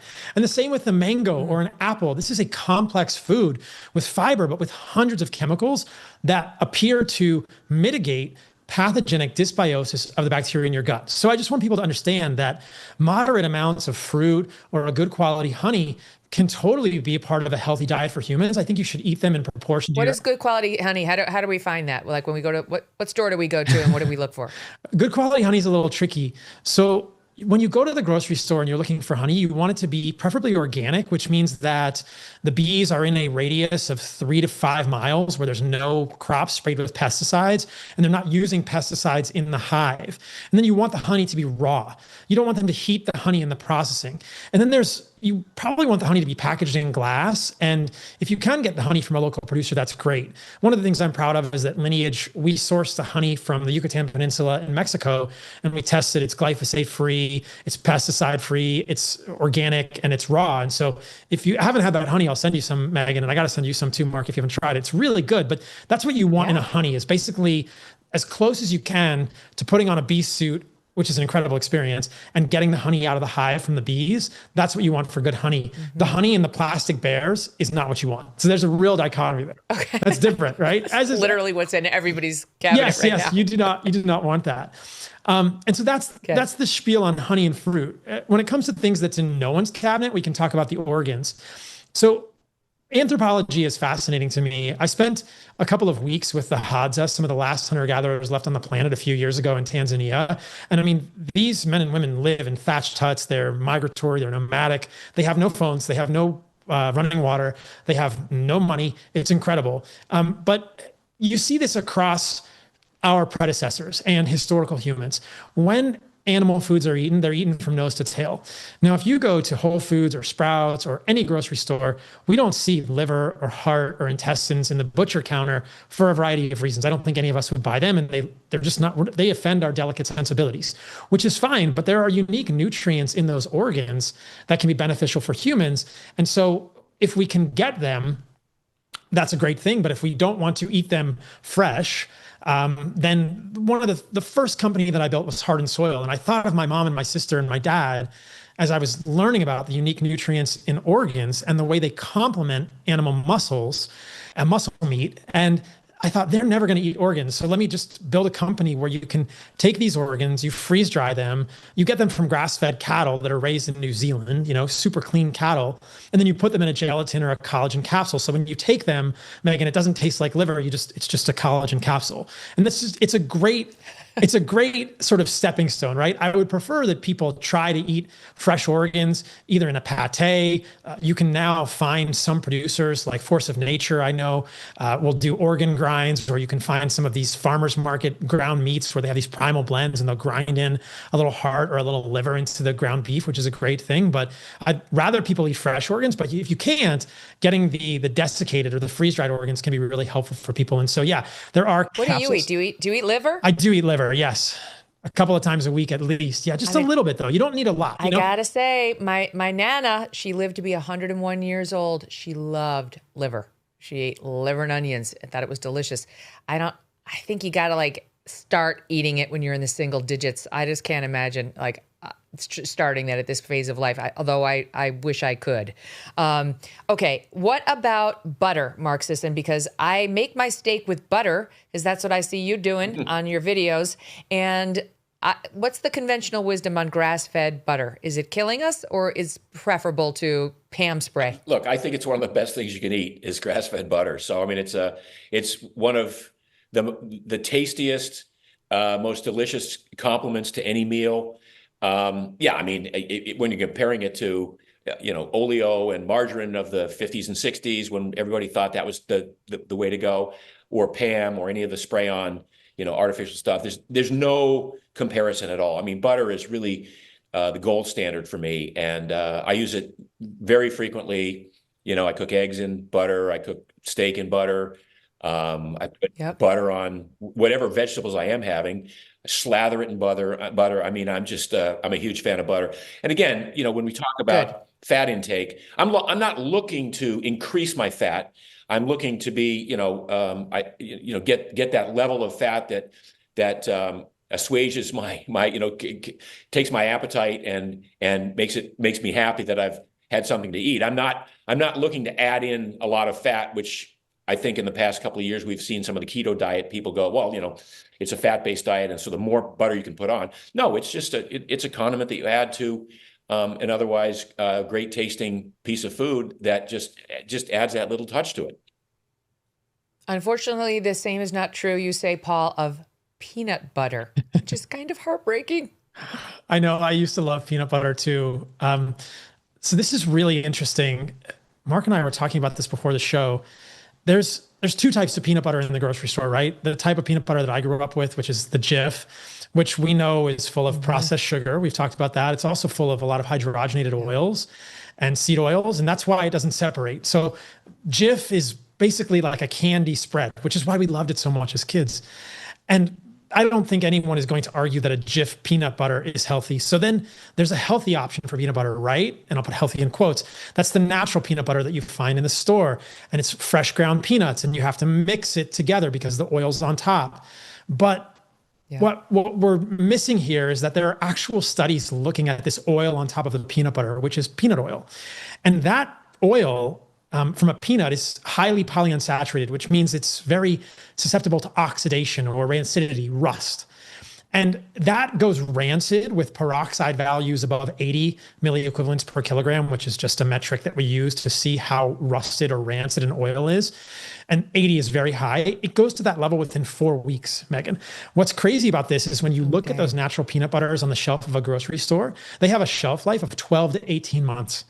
So many of them, and I used to eat these, are frankly rancid, and they're going to create problems in humans when you're eating them.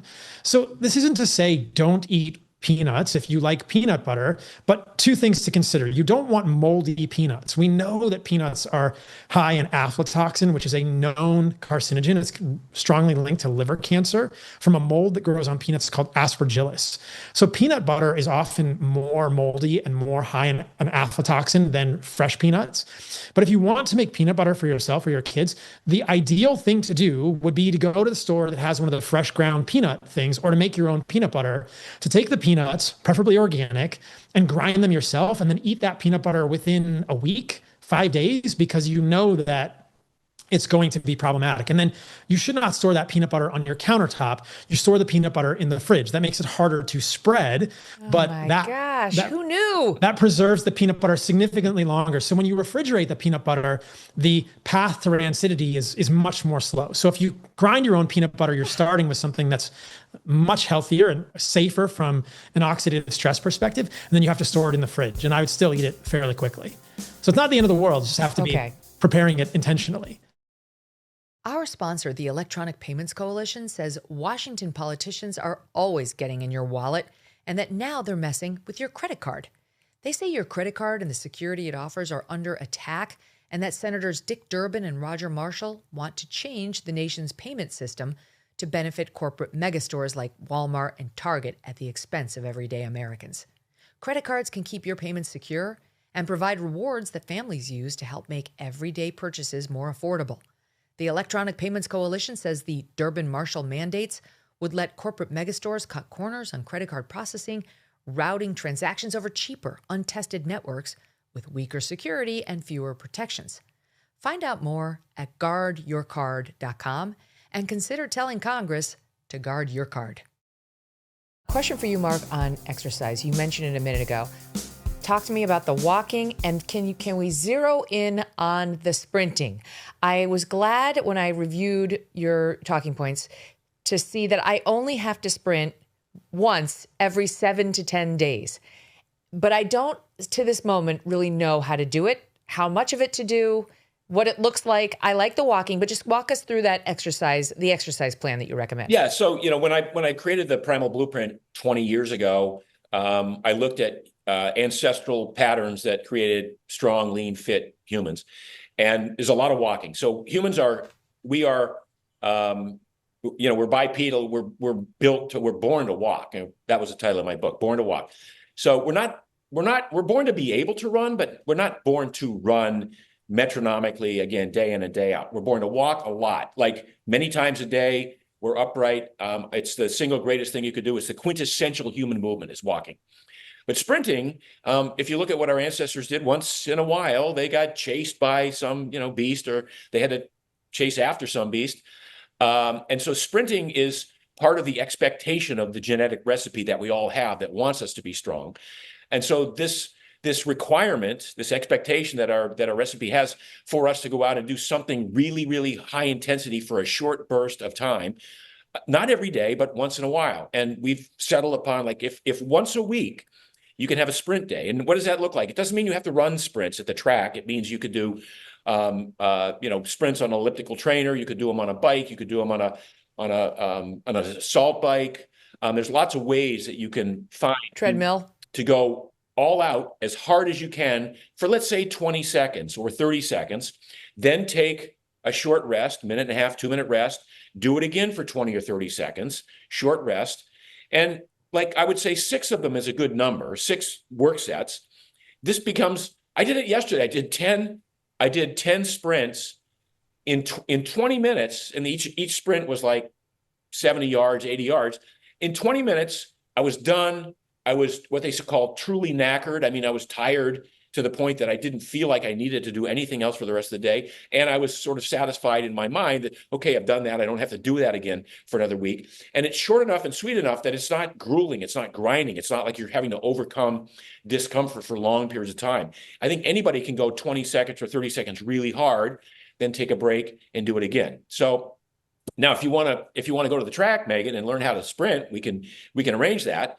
And it's probably the most, truly effective, again, quintessential human movement is to actually sprint running, but you can do it with other modalities. And here's the great news about that. There's no better way of getting a firm bottom than sprinting. That's the thing. If you want a tight ass, sprint. 100%. It's better than squats. It's better than lunges. It's better than everything. Just sprint. But you probably have to do it a little bit more than once a week. So this is like, yeah, but you know what's funny is sprinting. You're right. You're 100% right. And I would say sprinting as an adjunct is in addition to a day of squats and a day of lunges or have a leg day in there. I'm saying like my minimum effective dose of exercise would be walk, lots of low level activity throughout the week. Twice a week, go to the gym and lift weights, maybe upper body, maybe full body. One of those days, make it a leg day, and then one day go do sprints. And you will get to 85 to 90% of your genetic potential fitness. Also, provided you get the diet dialed in, because 85% of your body composition is determined by how you eat. How your body burns off its own stored body fat. But that's the metric. That's the minimum effective dose. And for building a booty, absolutely, that sprinting is it's key. But I'm not saying don't do lunges, don't do squats as well. It's one day a week. I know I'm saying. Yeah. I'm just saying, if you look at the bodies of the sprinters at the Olympics versus the bodies of the marathon runners, you see the difference. The sprinters have the amazing round, hard bottoms, and the marathon runners are teeny tiny, skinny with no bottom, which is not exactly what you want. Okay, Doc, I want to get a viewer question into you. Here is, Olga G asks, she's concerned about microplastics that seem to be everywhere. How do you support your body and possibly detox those? And this is related to what Leonardo S asked, which is what's the best way to detox your whole body? A lot of people worried about those microplastics, which is like, even if your house has as little of that as possible, you're breathing it. You're breathing it in the air at this point. You're drinking it. So what's the best way? I think that detoxing microplastics starts with limiting your intake. We don't really know the best way that the human body can get rid of these. There's some speculation they can happen in the sauna. I don't really buy it. They're just not that size of particle. And it's important that people understand. Detoxing. Yeah. Well, detoxing microplastics, potentially heavy metals in the sauna or other volatile compounds, which can be in the sweat. But microplastics in the sauna, I'm skeptical. I think that you got to start with just not intaking them. And I think that people don't understand where we're getting these from, and that's the big problem. Yes, you could imagine that if you're drinking out of a plastic bottle, that's going to have microplastics. But like you said, Megyn, I was really surprised when I realized this, and that's why I've talked about it so much, that the paper coffee cups we get from any coffee store are lined with plastic. Yes. And anytime you're putting boiling water into plastic, it is just exploding microplastics. And let's just talk numbers, right? So there was a study done at Columbia University, and they're using a special type of microscopy, which is really the gold standard for assaying microplastics and nanoplastics. And the distinction is made based on the size of the plastic particle. If you're less than 1 micrometer, if you're in the nanometer range, you're talking about nanoplastics. And I think this is the major issue that most people are not talking about. So Columbia looks at bottled water, 250,000 nanoplastics per liter, 250,000. Now, the same could probably be said of these coffee cups. When you pour boiling water into them, I'm thinking 500,000 to 1 million micro nanoplastics per liter.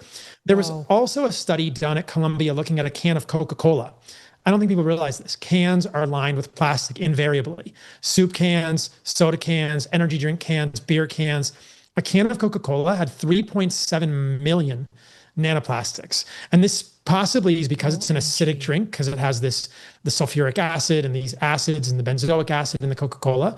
But an acidic drink in a plastic container is probably even more microplastics. So I think we need more research, because you look at what people are drinking out of, and it's all cans now, or plastic bottles or soup cans. Soup cans are filled hot. So that's essentially the equivalent of a coffee cup lined with plastic. And so if you're just thinking about, okay, don't store your food in plastic, don't cook in plastic, don't reheat your food in plastic, but when you're drinking water or other beverages, do your best to use glass or stainless steel. Nobody's going to be perfect, but that's the first step, is really just understanding the total load that humans are exposed to. And I think that's the biggest lack that we have in our knowledge gap right now, is that I don't think we understand how much of these we're exposed to.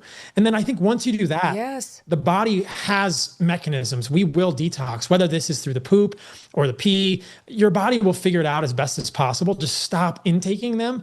There's some evidence that certain probiotics, maybe some fermented foods, can help with their breakdown in the gut. But I think the best advice is just make sure that you have regular bowel movements, hopefully every day. Eating healthy foods will help with that, and then limit your intake. And that's probably the best you can do beyond really extreme metrics or methods, which are probably not something people need to know about. There are some blood cleaning procedures that might be useful, but they're just not accessible to most people today. Mm-hmm. Mark, what about supplements? I know you like creatine, which is like, everybody's talking about creatine now. Is that just for guys? Is that for men and women? And like, what exactly is that going to do for us? Creatine is probably the most benign supplement you can take. I built a career manufacturing supplements for 30 years. Before Primal Kitchen and the foods, I was a supplement manufacturer. So I've been in the business for a long time. I don't take that many supplements anymore. I just realized that, again, back to this concept of minimum effective dose of whatever it is in my life, minimum effective dose of exercise, minimum effective dose of food, and now minimum effective dose of supplements. So I take collagen because it's sort of a nose to tail concept that Paul talks about, and I take creatine, but I cycle it on and off because I think the body gets used to creatine over time, and the benefits for men largely are in terms of muscle building. If you're doing a lot of training in the gym, creatine sort of gives you that ability to do 12 repetitions of something you could only do 10 of yesterday. And in that regard, it's allowing you to do more work, which then prompts the genes to upregulate to build more muscle.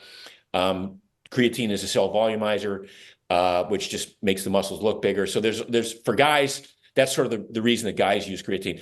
Women are now using creatine, and now there's a lot of studies that show that maybe creatine is assisting with brain chemistry and brain health. So there's a good reason to do that. I think, again, I'm seeing sort of a pendulum swinging way out to one side, where if 5 grams of creatine was great, then 15 must be amazing and 20 must be even better. Yeah, I think that's probably inaccurate. I think you can overdo creatine, and it can have an effect on kidney function, for instance, if you do too much of it. So there's some lady all over my Twitter right now and like everybody's podcast saying I should be taking 20 grams of creatine and that'll make me super focused if I have a podcast to do. I'm like, well, I've never taken creatine ever. Yeah. And then I'm looking at like the side effects. It says bloating, which you can get off of 5 grams, never mind 20. Like, okay, so I'm going to be super sharp, but I'm going to look like I'm 8 months pregnant. Well, that's the cell volumizer. That it causes cells to retain water.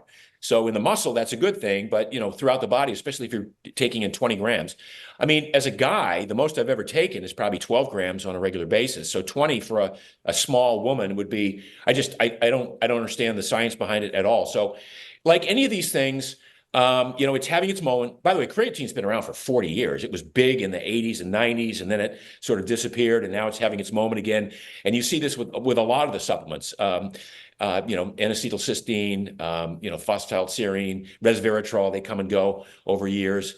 But in the case of creatine, I just think it's benign if you take it in the right amounts. I wouldn't overdo it. I certainly wouldn't take 20 grams a day. Okay, Paul, what do you think about supplements? And also, our pal Britt Mayer writes in wanting to know your thoughts on peptides and also nicotine. Okay. Nicotine. So what are your thoughts on supplements, peptides, and nicotine? Okay. I just want to say something about creatine too, maybe for you specifically, Megyn, but I know that a lot of women have this concern of bloating with creatine, and this is very interesting. So creatine monohydrate, which is probably by far the best research form of creatine that humans can take, is not very soluble in water at room temperature. And so dry scooping creatine is a very bad idea because it is a cell volumizer and it holds onto water. If you dry scoop creatine or you're drinking a creatine drink, And even 5 grams of creatine is not going to be soluble in less than maybe 18 to 24 ounces of water. You're going to get undissolved creatine in your gut. That's going to pull in water from the gut cells, and that's going to give you bloating and potentially even other unpleasant GI things. So if you get bloating with lower doses of creatine, you just want to drink it with more water or drink it with slightly warmed water where it will be more soluble. So creatine that's dissolved in water fully is going to be much less likely to cause bloating when men or women take it. But I think about this specifically because my girlfriend wanted to take creatine, but she said it always caused bloating, and doing this, adding more water, was really helpful for her. So that's important because I think creatine can be helpful for people, but a lot of men and women run into this bloating issue, and it's just the form factor by which they're taking it. So for women, I mean, because most women don't want to build up their muscle bulk, but you're saying it could help with possibly brain fog. It can, I mean, I think creatine is a valuable thing. It occurs in meat. It occurs especially in red meat. It's one of the things that's been found to be valuable in red meat. And very few of us are eating 2 kilograms of meat per day, which is the amount of meat you'd have, or excuse me, 1 kilogram of meat or 2 pounds of meat per day, which is the amount of meat, give or take, you'd have to eat. Mark's on, he's getting close. Wait, stand by, you guys, because I have to squeeze in a break here. And so I'm going to cut you off, but we'll pick it up on peptides, nicotine, and more on the supplements right after this break. Thank you for sticking around. Let's talk about liver health. Your liver is like your body's quiet caretaker and filter. It processes everything you consume and performs more than 500 daily functions. So let me tell you about Dose and liver support that they say can actually make a positive difference. Dose for your liver is a clinically backed liver health supplement taken in a daily 2-ounce drink that tastes like fresh OJ. Dose says it cleanses the liver of unwanted stressors that are slowing your liver down, and you can enjoy steadier energy without those midday crashes and lessen bloating after big meals. Dose says 2 double-blind, placebo-controlled studies show that its positive impact on liver enzyme levels is real. More than 80% of people saw a positive impact on liver enzyme levels after taking Dose for 3 months, Dose reports.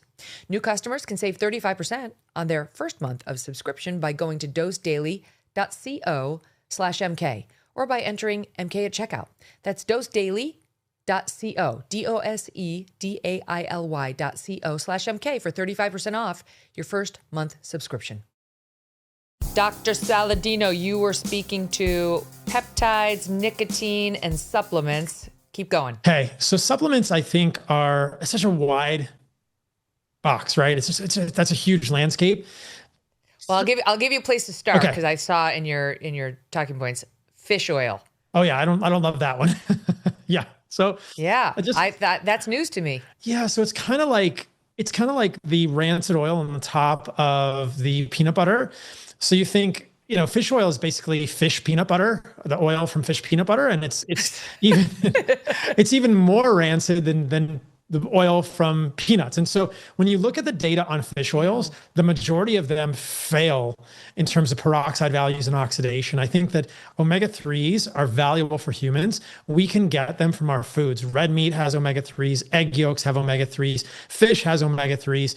I would prefer people get the omega-3s from food rather than fish oils because you're basically taking the single most fragile oil you could create. The omega-3s in fish oil are long chain and they have so many double bonds, which makes them super fragile that when you isolate them from food, they become rancid very quickly. So I think we should be very careful about fish oil. And I think there's too much interest in fish oil for good reason. We need omega-3s in the human diet, but I would say get it from food. And I think that we don't need to be getting these mega doses of fish oil, probably like we don't need mega doses of any of the vitamins. I think individual supplements beyond that are on a case-by-case basis if there's a nutrient deficiency for humans, and some of them have value, and some of them are probably overused without real evidence behind them. I do think creatine is valuable for humans, both men and women, and beyond that, it's case-by-case. The peptide stuff. Now, what's a peptide? Yeah, okay, yeah. What is a peptide? It's a small protein. It's a small amino acid chain. Technically it's less than 50 amino acids. And so a lot of the peptides we hear about, there's so many classes today. And I know that there's been a recent move to declassify a whole range of peptides from category 2 to category 1. I think it's interesting that we're reconsidering the safety of these peptides, but a lot of them are mimicking signaling molecules that actually occur in the human body. And this can be useful for humans, but I think it also comes with attendant risks that we have to be careful of. And so it's a long discussion that's very detailed, and it's case by case, and again, category by category. I'll just talk about a couple of the biggest categories very quickly, and then see if you want to dive in. The biggest ones we think about today are the GLPs. These are peptides. So we have Ozempic, which is a GLP-1 agonist. And then you have Mounjaro or tirzepatide, which is a dual agonist between GLP and GIP. And now a lot of people are talking about retatrutide, which is not FDA approved. And that's a triple agonist, GLP, GIP, and glucagon. And so these are being used for weight loss to great effect. And I think that what's interesting about this is that it just signals to me that we have a major obesity problem that is caused by our adulterated food supply. And I'm a little bit taken aback that more people aren't asking that question. So when peptides partially ameliorate a problem that didn't exist 100 years ago, which is this rampant obesity epidemic, one of the most important points of this is we need to be asking questions is, why is our food so poisonous? Because the peptides are essentially an antidote, a partial antidote, an imperfect antidote to our adulterated, ultra-processed food supply. So if we characterize them in that way, I think we're having a more honest conversation. Like, okay, here's a poisonous or frankly, a frankenfood food supply. We need these partially antidote medications to get back to reasonable levels of satiety, because our satiety centers in our brain and our hypothalamus are so broken by what we're eating. The conversation should also include, why is our food so horrible, and how do we just fix it at the level of food? I know that these medications are going to help a lot of people, and I hope that people understand you can lose weight without these medications by simply improving the quality of the foods you're eating. I just don't see a world in which people eating single ingredient foods, like you said earlier, Megyn, eat food, nothing artificial. You could say mostly plants if you want, or you could say a moderate amount of animal foods. But if we just eat simple, single ingredient foods, meat and plants, we will achieve the same things that Ozempic, Mounjaro, retatrutide are giving people without the potential long-term attendant side effects. So it's just, I see it as an incomplete discussion that is dominating the landscape now.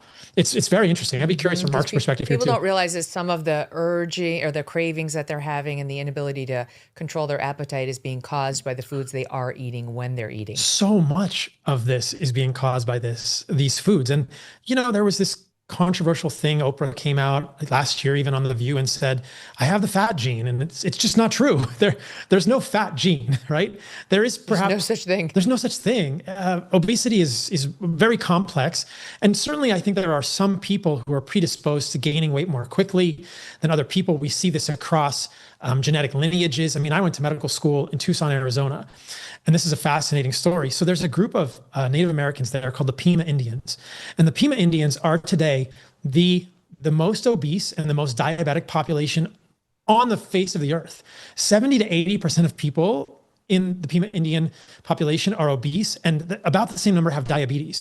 So we're talking, you can fact check me on those numbers, but we're talking 50 to 70+% of people in a population have diabetes, and the majority of them are obese. But what's fascinating is if you look up pictures of Pima Indians from 200 years ago, they were skinny. They had six packs, they were not obese. Wow. And so we don't have genetics changing in 200 years.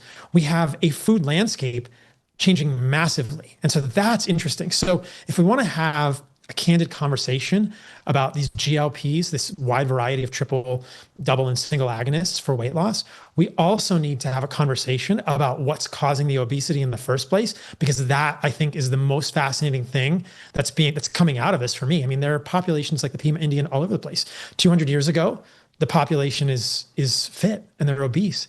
Today, so what's changed? Not the genetics, what they're eating. Mm-hmm. And so I just want people to understand it's complex to change your diet, but it's worthwhile. And what you're achieving with Ozempic is also achievable by simply changing the quality of the foods you're eating.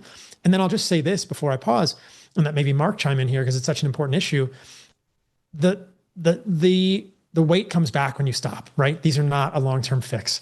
They don't fix what's going on in your brain in terms of broken satiety signals. And there are some studies coming out now, specifically with Ozempic, showing the weight comes back 4 times faster than stopping exercise. And that's concerning to me. So this is great for pharmaceutical companies, because I fear that if people want to keep the weight off, these are almost lifetime medications for people. And that's scary. Yeah, no, they are. We need That's to what be, Callie Mean says too. Yeah.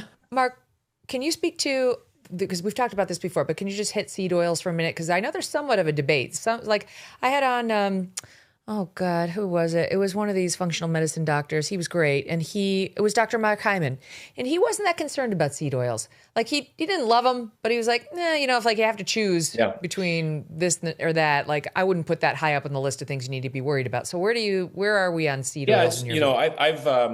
My thinking on this has evolved over the last 2 decades. I was one of the first guys to talk about the potential harm of industrial seed oils. And in those days, we were talking about canola, we were talking about the processing, the hexane extraction, and so on.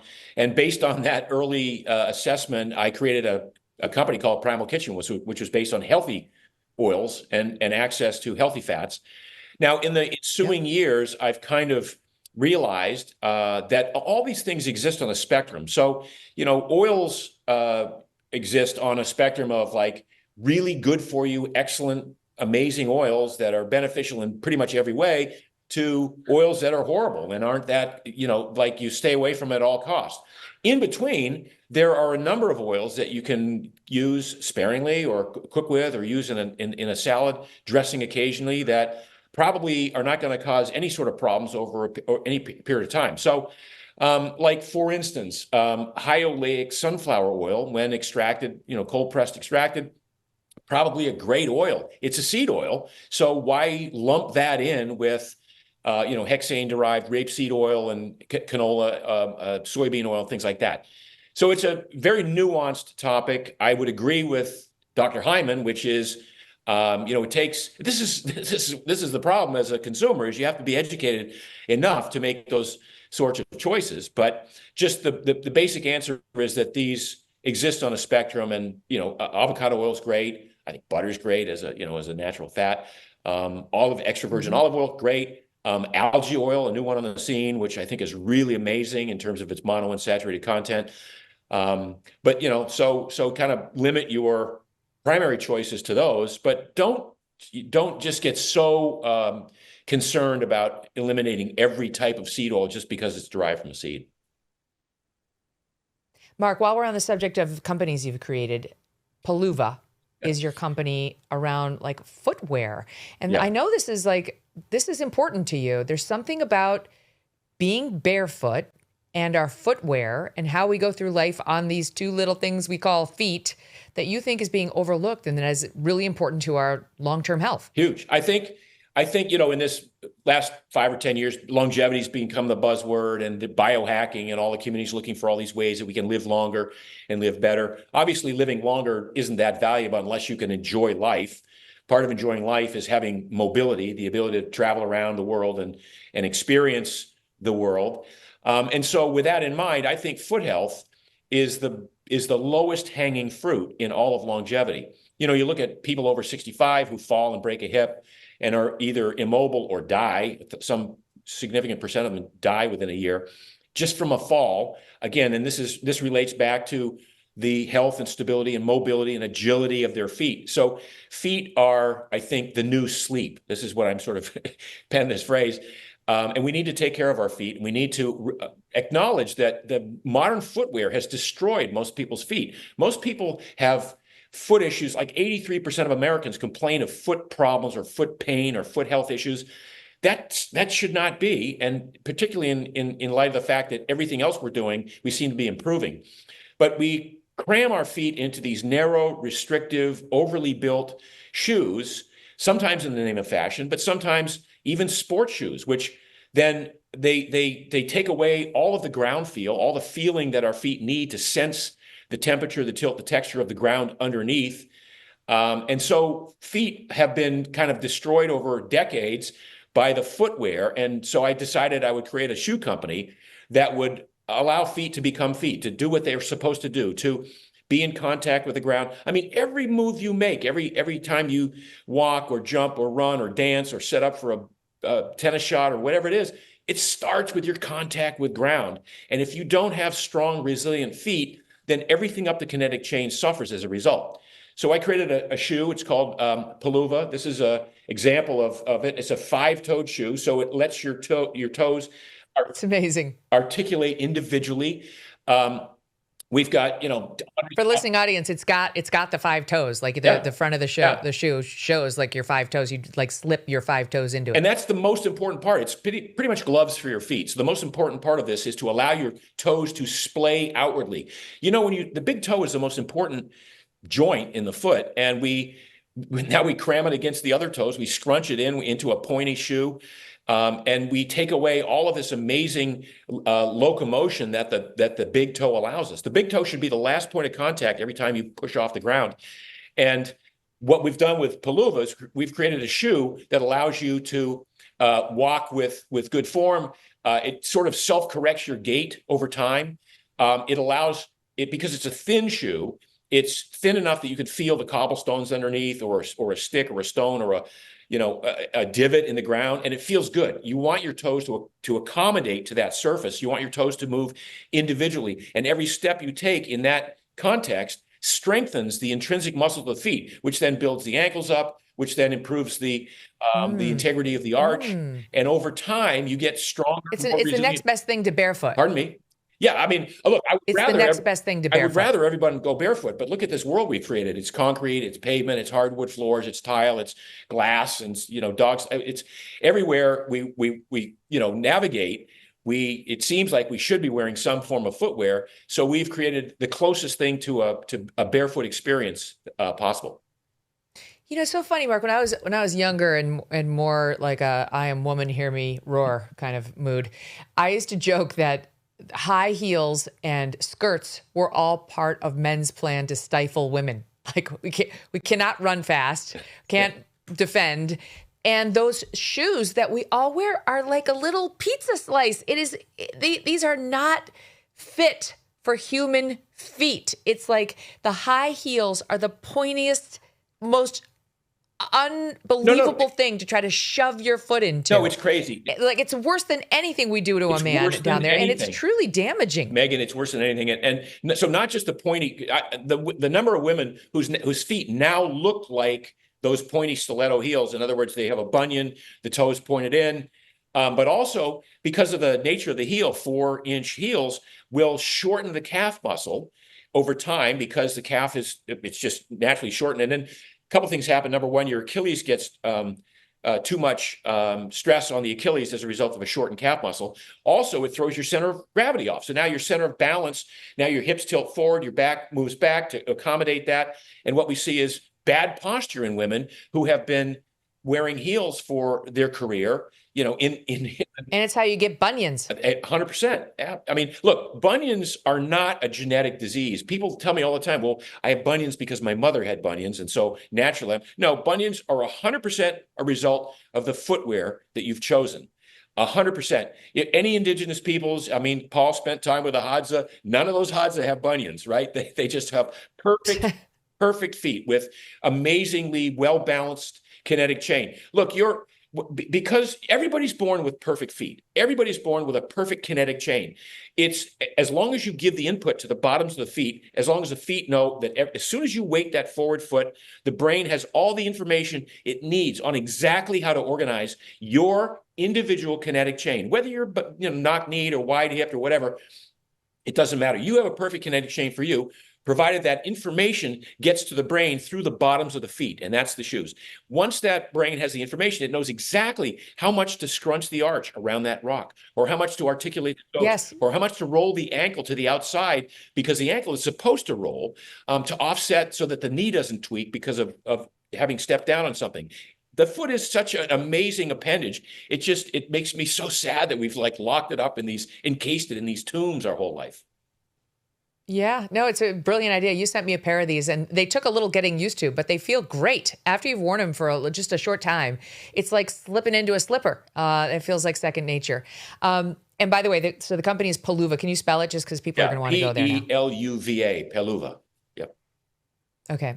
So, Doc, back to you. Can we spend 1 minute on other things we should be doing, like sauna, cold plunge, red light, you tell me what comes to mind. What are some other things we can be doing besides diet and exercise and our feet that we should be thinking about, and supplements and medicine, et cetera, that we should be thinking about in terms of longevity and wellness? I think about sleep, and I think about all the things that go around sleep specifically. So some people are more sensitive than other people to this, but phones, screens, blue light before you go to sleep, having a consistent sleep schedule at night, getting good quality sleep, having a bedroom that's very dark, preferably very cool. 67 degrees is perhaps the best temperature in studies, 66, 67. So think about optimizing your sleep. And this is really the conversation for me, like the peptide conversation, the supplement conversation. It's all of these should start with the food and the sleep conversations. And then you go from there, right? Nothing should be more important than optimizing what you're eating and then your sleep. And these can be very complicated and they can require a large amount of our attention. But if you can get your sleep and your diet dialed in, then you could maybe think about some supplementation. You could think about some light. When it comes to light, the first thing I think about is your morning sunlight. Many others have talked about that as well, but there is an importance to the circadian rhythm, and going outdoors, even on a sunny or cloudy or rainy day, is going to be important. And when I walk around in the morning when I'm in Miami, or I see people on their morning walk and they're wearing sunglasses. And I think, okay, I get that in the middle of the day, the sun can be very bright, but on your morning walk, you want the information from the sunlight coming into your eyes. You want that hitting the back of your eye. You want that in your retina. I know women get concerned. They don't want to squint and develop the wrinkles, but spend some time, especially in the morning, especially within the first 30 to 45 minutes of waking up, outdoors without sunglasses on, preferably without contacts in your eyes or glasses in front of your eyes, getting full spectrum, non-flickering sunlight. You don't have to look directly at the sun, right? But just getting ambient bright light, more than 10,000 lux, into your eyes and into your brain, into the suprachiasmatic nucleus. That's the sort of bookmark to the beginning of your day. And then all of your hormonal patterns, which happen on a circadian rhythm, can sort of happen in concert with that. That's really important. And then, in the middle of the day, getting out in the middle of the day, spending some time in the middle of the day on bright sunlight, even without glasses or sunglasses. You don't have to look at the sun again. You don't have to hurt your eyes. But getting these cues from our light environment are important. And then at night, having an absence of light is really important. There are good studies showing that the brighter our days and the darker our nights, the longer we live. And the reverse is true. There are negative impacts on longevity when your days are dark and gray. Presumably you're inside. We're not talking Seattle here, because even outdoors in Seattle in the winter, it's brighter than it is indoors. And if your nights are sort of not dark enough, this coordination of just always gray and never bright and dark, this is bad for our longevity as humans. And we don't think about this, but back to where we've come from as humans. Bright days outside and the nights are super dark. Even a full moon. Now wait, let me ask you a question about that. So I believe I saw, I'm pretty sure it was you who took us through your home in Costa Rica and showed us all the crazy things that you have there that look things that are good for health. Yeah. And one of them, if memory serves, was do you not have internet? Do you not have 5G? You don't have Wi-Fi inside? Or you had some apparatus where it was not in the house. Well, I can't remember, but walk me through your thoughts on Wi-Fi. Well, Wi-Fi is interesting. So again, this gets fairly technical, but the signal that your cell phone puts out, the signal that your Wi-Fi router puts out, these are in the radio frequency EMF band. And there's conflicting research here. We're not sure as humans, but I'm cautious with this. And so in most of the time in my house, there's no Wi-Fi, which means I use cords. It's not very pretty, but if I can, I've sort of built the Ethernet cables into the walls and I'll use Ethernet. So I don't have Wi-Fi in the house during the day. So if you use an RF EMF meter, a radio frequency EMF meter in my house, it's essentially going to say 0, unless there's a cell phone around.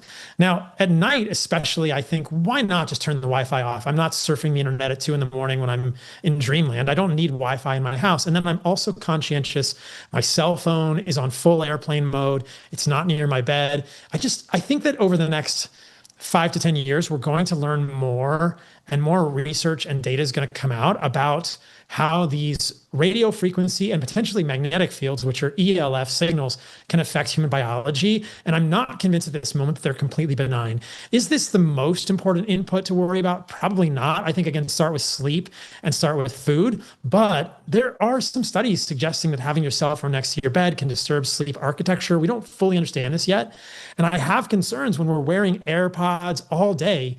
Those are meaningfully producing a large amount of radio frequency EMF on the order of what your microwave is putting out, not in the microwave, but if you're standing a few feet from the microwave, that's essentially what you're putting in your ears, a couple of centimeters from brain tissue. And if you're wearing that all day, or if you're wearing your cell phone on your hip, is the radio frequency EMF affecting fertility in men or women? Especially for men, is it affecting sperm production and fertility? So I'm sort of taking a cautious approach here and doing what I can without having it be too incredibly inconvenient, and then seeing how I feel. There is this, I'm sure all three of us understand this, there is this subjective feeling of calmness when we're in nature or we're camping. And that could be a lot of things, right? That could be being surrounded by trees, cleaner air. But I can't help but think that there's probably some elements of that where there is essentially zero, what we would call non-native EMF. This is something that's completely new to our biology as humans. This is all essentially light. We just can't see these photons. So just like visible light is a certain spectrum of light, EMF in general, whether it's radio frequency from your phone or your Wi-Fi router, this is all a type of light. They're all photons. And I think that they're all affecting human biology. And I just try to think about that. It's a little bit out of the mainstream, but I'm cautious of it. Yes. Mm-hmm.